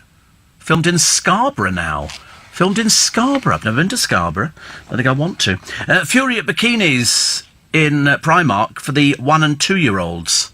1 and 2 year olds, and also Blokesworth's nightmare. The 25-year-old, he's got cancer of the penis. As I say, I mean, I knew there were lots and lots of different sorts of cancer. He's already had bits removed, and he's just waiting for the inevitable. He just wants to watch his children grow up. You know, if they have to take away bits, then they have to take away bits. And he issues advice on people so you know what you're supposed to look out for if you think you may have cancer of the penis.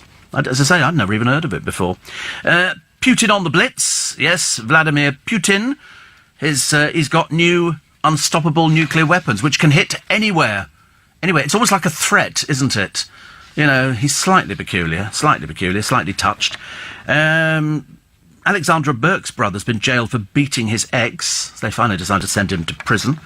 And why the path to finding true love is 6 miles long. Everybody's obsessed with this true love thing. You know, I suppose that's why they go on Love Island. Or is that just to get sex? Difficult to tell. The boss, guilty of killing the boy in the Ferrari crash. Yeah, would you like a ride in my fast car? And he loses control, and this £1.5 million car flips. The 13-year-old boy dies as a result, and he's been charged with that. He goes back into court next for sentencing. He's been told to expect a prison sentence, which I suppose would be right. The killer cold is up until Easter. You're going to suffer till Easter. I mean, I'm sure you're not going to hear every single day, but whilst you look on the television and you look at the images and you look at London and you look at the snow coming down, at the moment we haven't got any snow, as far as I can see, coming down in Leicester Square, but it's bitterly cold. And just a little bit outside of London, the storm is wreaking its own havoc. So in between the snow and the people who go, well, I've got to get to work, got to take the car out, you think, why? Just phone them up and say, you know, I'm not going to come in today because the weather conditions are so treacherous. I'm sure that any boss would be saying exactly the same and saying, listen, if it's too dangerous for you to come in, don't come in. Because there's trains cancelled left, right and centre. We had a bus cancelled the other day. And so we were standing outside there, freezing. There's no bus shelters in London. There's only a few of them, but they're also... In my day, it was like a shelter. You could go in there and you could keep a little bit warm. You can't do that now. They don't have... We have to stand in the open air. Me, at my time of life, standing in the open air, the snow coming down. I looked like Nanook of the North by the time we'd finished.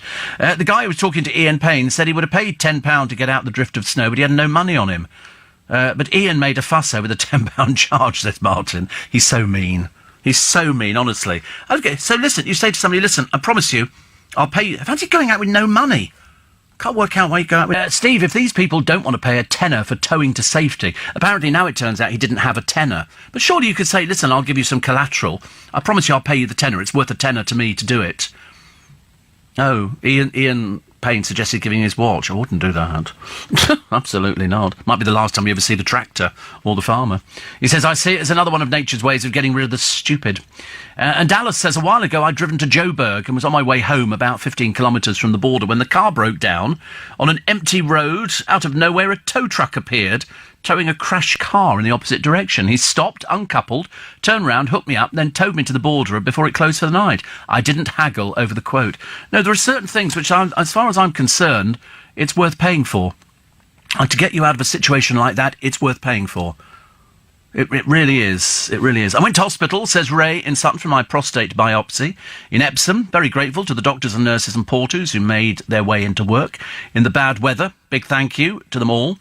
Zabi in Romford says, I'm a nurse. I can't call and say I'm not coming in today. Well, you can if you can't get out. What are you supposed to do? Fly in on Concorde or on a broomstick? No. If you really can't get in, they can't do anything about it legally. I think you'll find they can't. If you're stranded by the weather, it's an act of God. I can't believe you haven't seen the Benidorm clip of Ken Morley playing the celebrity hairdresser Herbert Howe. It's one of Ken's gems, says John in Croydon. I quite like Ken Morley, actually. I think he's very underestimated. Always very good value. Very good value. Right, tomorrow morning, Saturday, God knows what weather conditions we'll be in, but in an effort to cheer you up, we have In Conversation between 6 and 7. This is coming after the best of Steve Allen. Bet you we talk about the weather. Bet you.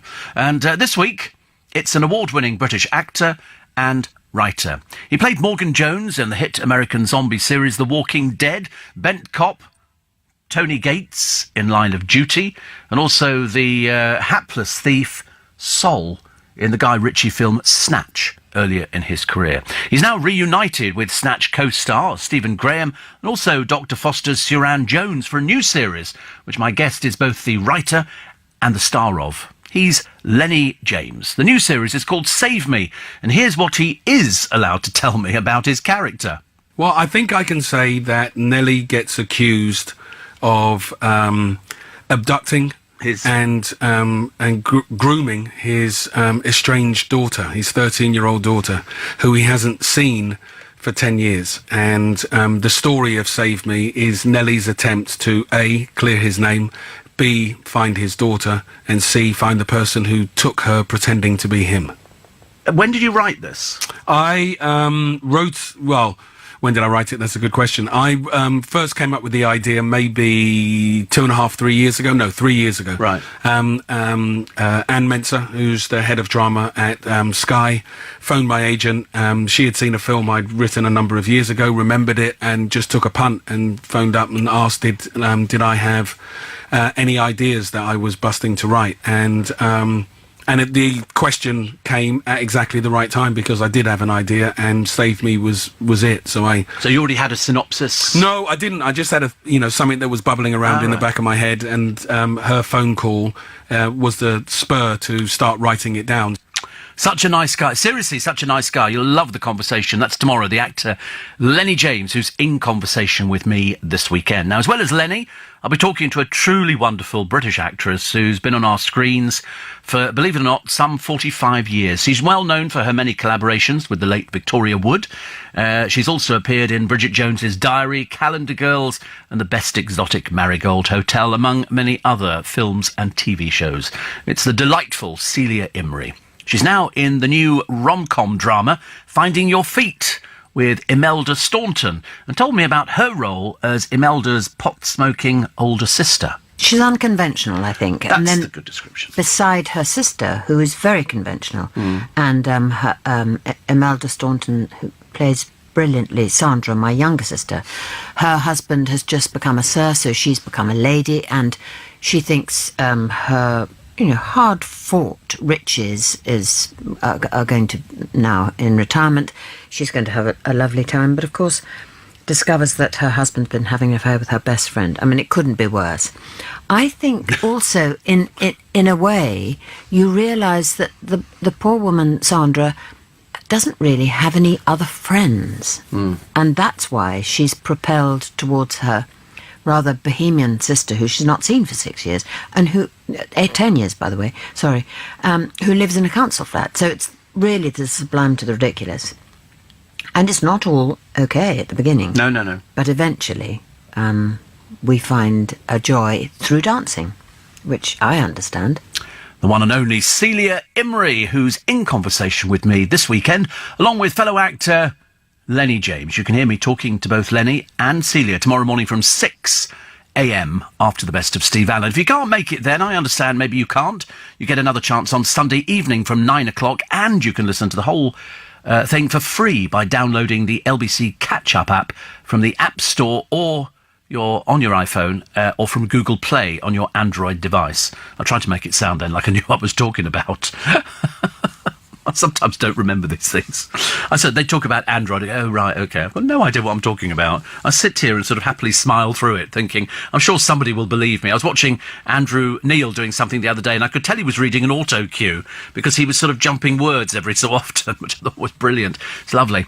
Jay says, I didn't realise we'd lost Lewis Collins. I was going to ask you if you'd interviewed him. No.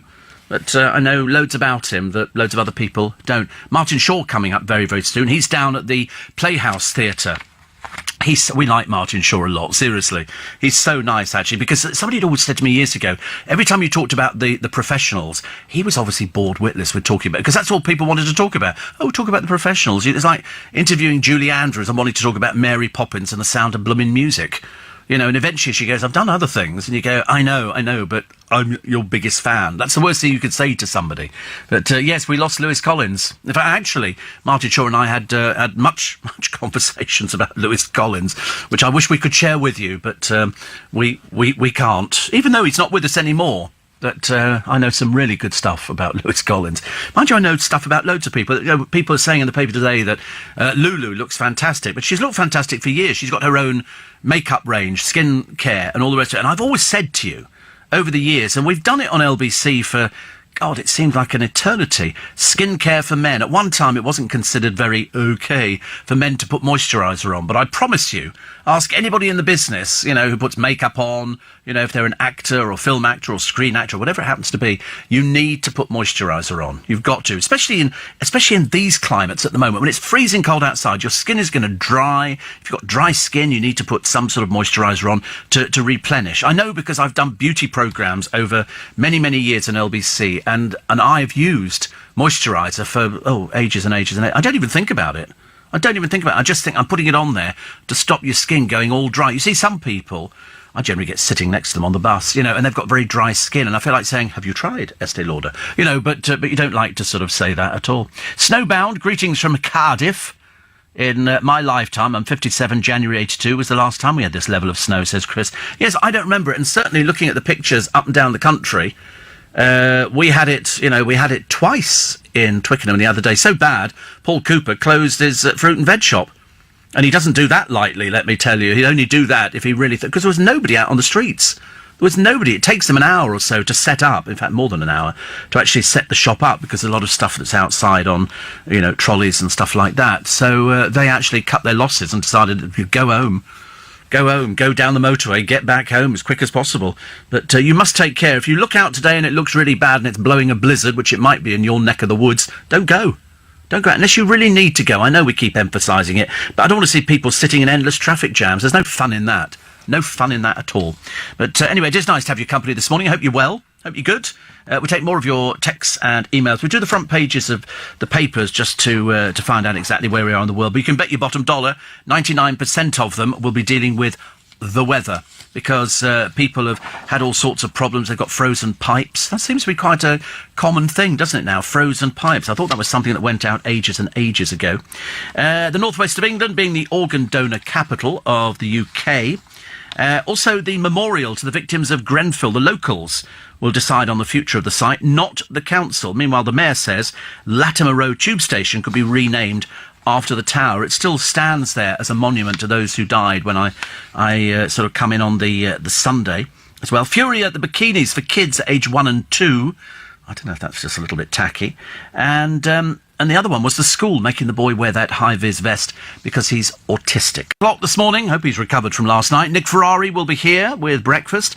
Parts of the UK are braced for up to 50 centimetres of snow as Storm Emma adds to the already difficult conditions. What role has climate change played in this week's weather, and what needs to be done to stop it happening more in the future? Let's move. Let's go and live on a South Sea island where, there isn't as much risk, I suppose. MPs are being urged to make the chewing gum industry pay for the clean-up of gum on the streets. But should the manufacturers really be responsible for people throwing their gum on the ground? They don't throw it on the ground, they spit it on the ground. I've never actually seen anybody doing it, but they must do, because when you walk down the pavements, all those little white blob things, that's chewing gum. They have to steam it off, especially around here in Leicester Square. As I say, try doing that in Singapore, you find yourself in prison very quickly. They don't mess around, it's illegal.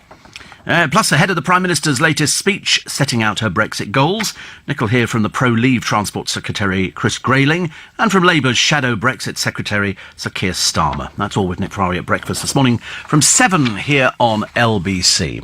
Andy in Watford went to the first Global Awards last night. Fantastic night. Well done, Global. Andrea Bocelli and Rita Ora stole the show for me. And little goodie bags at the end of the night for everybody. When you say everybody, everybody? Everybody? Like everybody? I mean, I'm sort of repeating myself. I'm terribly sorry. They gave them to everybody. Everybody got a goodie bag. What was in it? Was it the signed picture of Steve Allen? The Ian Dale makeup case? I mean, come on, what was in it? That's what we need to know. Steve in Chiswick, the snow and poor driving conditions. Some drivers insist on speeding. Why? Oh, because they've got a death wish.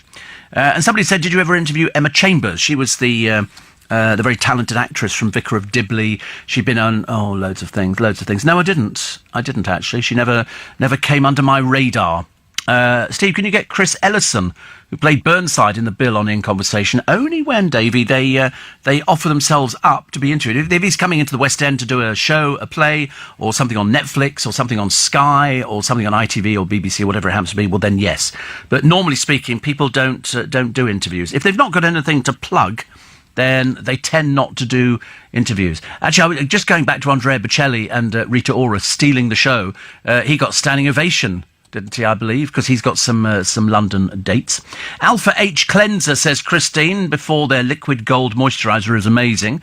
Australian companies know about skin. Well, they should do, because if you're going out into, heat, you need to put something on. You need to protect your skin. It's like, I told you years ago, a friend of mine and I went to Cannes, in the south of France, and we were given this apartment by this lady, and it was just on the Croisette, well, just off the Croisette, and it wasn't a very big apartment. It was one bedroom.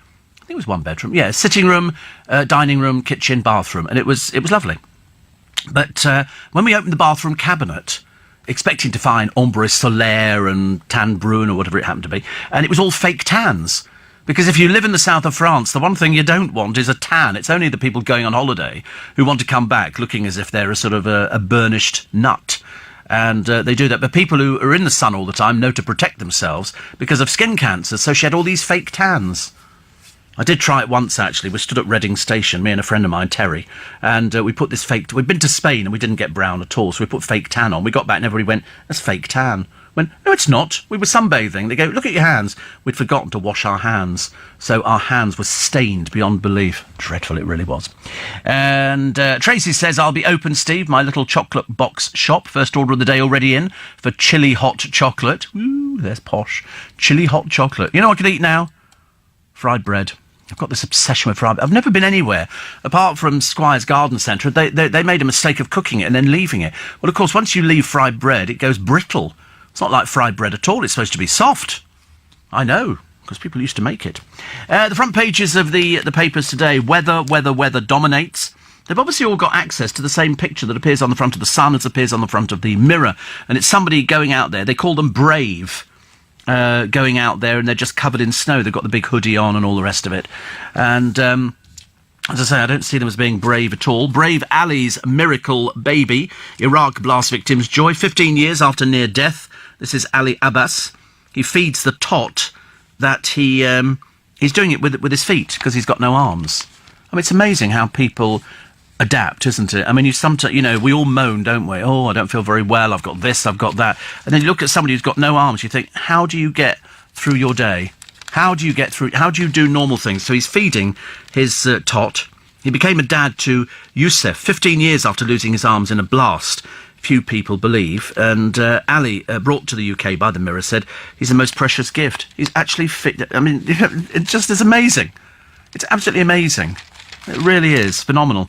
So he was the orphan. One man is not enough for Pamela Anderson. Tacky. And Wayne and Colleen's kids are having a gigantic amount of fun as they dress up for World Book Day. A friend of mine, Danny, dressed up for World Book Day. I couldn't quite get that one at all. But it just passes muster. And so little Kai, Clay and Kit were pictured in BFG and Peter Pan outfits. Because kids like dressing up. They just like dressing up. And, of course, because they've got loads of money, the Roonies... Well, I say they've got loads of money. They're down 5 million because he got caught by HMRC. And you sort of think to yourself, well, that's nice. So, they don't know that Daddy's had to pay an extra £5 million in tax. But obviously it didn't come as too much of a hardship because they still seem to be affording to dress up. More inside on Carry On Cooking for now... because there might be a gas shortage. I mean, you can't believe it, can you? There is a gas shortage. How do they think people cope in Canada at the moment, where it is like minus 13? Wind chill factor takes it to minus 30. They manage to get on with it. It's like we can't seem to cope over here, can we? It's all a bit... You go to Vegas, it's boiling hot. They've still got lots of green areas. Over here, well, there's no water, is there? We're running out in the reservoirs when we get sort of one of those hot summers. A hot summer! We've never had a hot summer since I've been alive. We've had a few days where they've gone, oh, dear, I don't know how we're coping. The trains grind to a halt. Why can't the trains run when it's cold? It's not like they're going off-road. They're actually just sticking to the tracks. And they've got to sort of stop. I love it when there's snow on the tracks. You get shooting sparks and all sorts of things.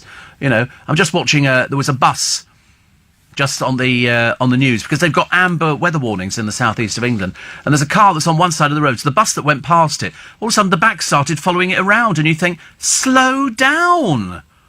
Dear me, I shouldn't have to tell people, should we? We had a bus driver the other day, it was like kamikaze. Seriously, I mean, I was writing my will out as we hurtled down the Strand, thinking, we're not going to make it. We're never going to make it to the bridge. And we get to the bridge. Luckily, Maplin's was still open, so that's okay, because it's definitely going to close. I don't know what they're going to do. Another empty shop. And then, you know what it'll be? Coffee shop. It'll be coffee shop. It'll be something like that. They're the only ones, because they don't pay tax, that can actually do things like that. Although, actually, I have to tell you that twice I've been in to get a cup of coffee, because I just needed that little boost. And I was delighted to discover that they actually knew what I was talking about, because sometimes, you go extra, extra dry, extra shot. Extra hot? No, extra shot. God, blimey. It's come to a bad thing, hasn't it, really, when you can't understand what Steve Allen's saying. The Daily Express today, Theresa May, my 5-point ultimatum to Brussels over the Brexit deal. She's just not very... I keep watching her at Prime Minister's Question Time. She's not very good at doing Prime Minister's Question Time. Also, now gas is running out. National Grid have issued a warning over supplies. 7-year-old girl, the latest victim, that man who... stupidly and very inadvisedly, although what can you do about it, went walking on a frozen pond and he fell in. The ice just gave way. Unfortunately, he died as a result of hypothermia. What am I talking about? Hypothermia. Honestly. A bit bad, isn't it? Brain works. Now the teeth have given up. Probably because it's so cold outside. But it is cold today. You will notice the wind chill factor is substantially worse than it was the other day. So go out, wrap up. I still see people going out with no hats on, or no scarf. A scarf is so de rigueur to protect your throat. This is advice for broadcasters and actors and people who, you need your voice. You need to put a scarf on. I wear one all the time now, but I wear one in the summer. I don't know, it's a showbiz thing. And so you must wear a scarf. I've got a lovely one somebody knitted for me and brought when I did my show. Came all the way from overseas. Lovely big thick scarf. That's what you need. You need a big thick scarf. It doesn't matter how silly you. Don't worry about how silly you look. At one time I go, oh, I couldn't wear one of those hats, and then you think, I don't care. I'm absolutely going to go out there and I'm going to look really ridiculous, but at least I'm going to be warm. And that's the main thing. And check out for your neighbours and everything else, and just make sure they've got things. You know, have they got food in? Have they got soup? Do they need milk? You know, good hot drink, good bit of soup in a cup. That's always worth having in this weather. I only offer this as advice. I'm not qualified to actually discuss things like this with you, but I'm trying to make sure that you look after your neighbours. I know that we don't do it all the time, but you should do. God, I hope we get some summer this year. I don't mind when it is, just as long as we get some nice weather. And then we'll look back, won't we, and we'll laugh. We go, ha, ha, ha, ha, ha. No, we won't. No, we won't. We've had cars slip-sliding about all over the place, buses, especially on these rural routes. Rural routes are terrible. Liz in the Highlands says it's just taken me 40 minutes to dig myself out of the back door. Everywhere looks lovely. Love your programme. Yeah, the funny thing is, it does look nice. It does look nice. It's just that, you know, it's not much fun if you haven't got any heating or something like that. A good log fire. Good log fire would be nice, wouldn't it? I was looking at some burners I can't have one, but I was looking at some burners, you know, where you sort of, it's got a thin flue that goes up and then you just sort of, that looked quite nice to me. I quite fancied that idea. So the Global Awards goodie bag, says Andy. It's only because I'm nosy. I want to know what was in it, actually. Biscuits, face mist, not moisturiser, an eye mask, gel cooler, not weather appropriate at the moment. Bag label says, for the morning after the great night. Thank you from Belvita. Oh, that's nice. Oh, it's not. What? Everybody got one? I think that's really nice. I didn't get one. Perhaps somebody will bring one in for me today, out of sympathy. The freezing, biting wind cuts right through you, says Davey. Was on the station platform for a few minutes and the hands started freezing. I was doing that the other morning. I was waiting, and I thought, I'm fine at the moment. And I thought, God, my hands have gone like ice. Because I've got gloves, but they're somewhere in the car and I can't find them. You know me. Useless to the last, I'm afraid. Steve, these silly people stockpiling loads of bread because of the snow. I bet most people have freezers and cupboards full of food. I recently went through the contents of my freezer and discovered that I had sufficient food to keep me fed for 5 weeks and not one loaf of bread in the house, says Holly. I'll tell you what I've got for the... I don't do it, I just happen to buy it. I've got a 6-can thing of Heinz tomato soup, which I bought in Iceland for about £2 or something. And I thought, if the worst comes to the worst, I can just sit there and sort of enjoy tomato soup. And then I bought tins of beans the other day. 4 tins of beans. That'll get me through. And you think, you've got to just think of hot food inside you, especially if you're elderly. Soup is a very cheap way of putting some heat back into your body. Steve, oddly, says Robert, the one place you can still get fried bread is the Harefield Hospital Cafe, the heart failure hospital.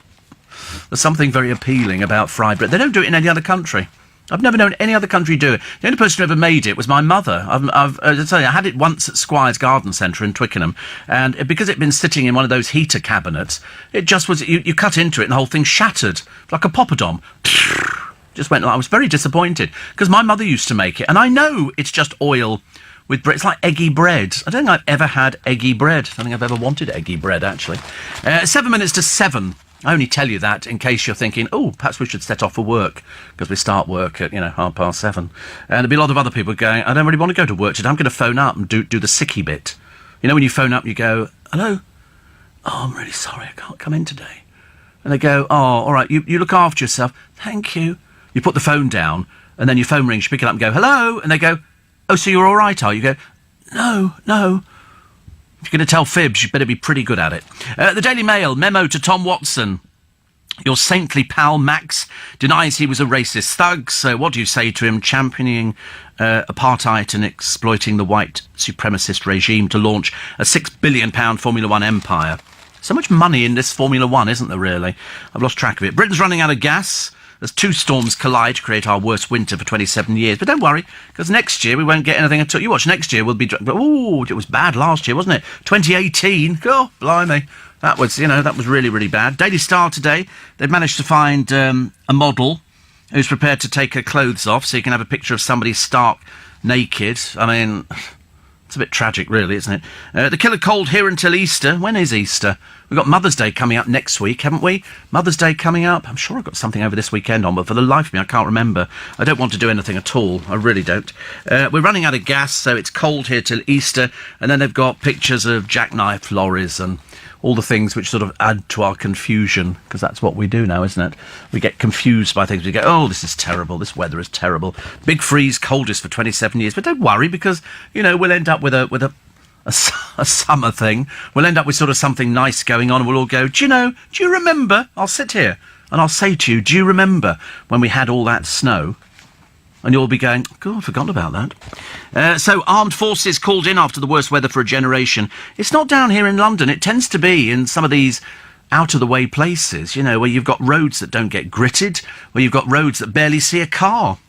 Airports and roads closed for days to come. Communities cut off. Met Office says -11 feels like the temperature is lowest since 1991. Nurses sleeping on wards and 4x4 convoys delivering doctors to work. Because people still get ill, don't they? But spare a thought. I only thought about this one a short while ago. For all those people who work in theatre in London, working in Theatre Royal Drury Lane, working, at the Palladium or any one of the shows, because in some of these communities, they rely on the coach trip, which brings people down to London to go to our excellent theatre. And there'll be a lot of theatres. I remember this before. This happened at Theatre Royal Drury Lane when they were doing 42nd Street years and years ago. And the weather was so bad that they were playing to like 100 people, in a place that holds about 2,500. And really, really difficult. So spare a thought for all our people. Mamma Mia was cancelled the other night because of a flu bug that was doing the rounds. So spare a thought for all those people who've got to get into the West End shows to provide entertainment for you. If you're finding it difficult, think how bad it is for them. Times on the front page. Oh, sorry, no, The Guardian. Oscars, the weirdest ever nominees and more. Oscars 2018. Toff, the Tory. This is Georgia Toff. Who cares? Seriously, I'm remotely bothered by George Toffee Toffolo, whose father's a rag and bone man. I'm sorry. Nouveau riche. The Times, plot to kill the Queen, how it was covered up, floods to follow the freeze. That's all we need. Because all this snow is going to melt. It's all going to melt. And where's it going to go? It's going to flood the rivers. There's going to be flooding. Just what you need, isn't it? No, not really. We've had that before. Winter in control. Armed forces ferry NHS staff to work, say the Telegraph. And freeze raises fears of gas shortage, coldest spring. And there's a man here with loads of sheep. The sheep are going, bloody cold out here, I tell you. Culture on Friday, Alleluia, Sir Nicholas Heitner on Alan Bennett's new play. And actually, talking of new plays and things like that, I can tell you that London's leading Lovies, put together by the multi-talented Alexander Beaumont, is at the Hippodrome this coming Sunday evening. And I hope it's a sellout. It's a lovely little theatre, as you know, and it's got a stellar band of artists who've given up their time to go and sing songs. And so if you want details, go onto the Hippodrome's website. It'll tell you. It's a lovely theatre. Seriously, you can have a drink. Don't have to gamble, but if you do, you might be lucky and win. That's it this morning. Thank you for your company this week. We got through. We made it through the rain. Make sure you download the LBC app, as well as listening to LBC wherever you are. You can listen back to this and all of our other programmes from last week for free on our catch-up feature. And you can do that to get my free podcast as well. On my Little Bit Extra today, I round up all the winners and the best stories from the blue carpet at the first ever Global Awards, including Craig David having a go at the Spice Girls. Also, we got the return of Talia Storm, the singer who never seems to actually sing, who you'll be shocked to know wasn't at the Global Awards. And apparently Princess Beatrice, the one who isn't getting married, is now a tech expert. Look out, Will Guyatt. My Little Bit Extra available shortly, and it's free.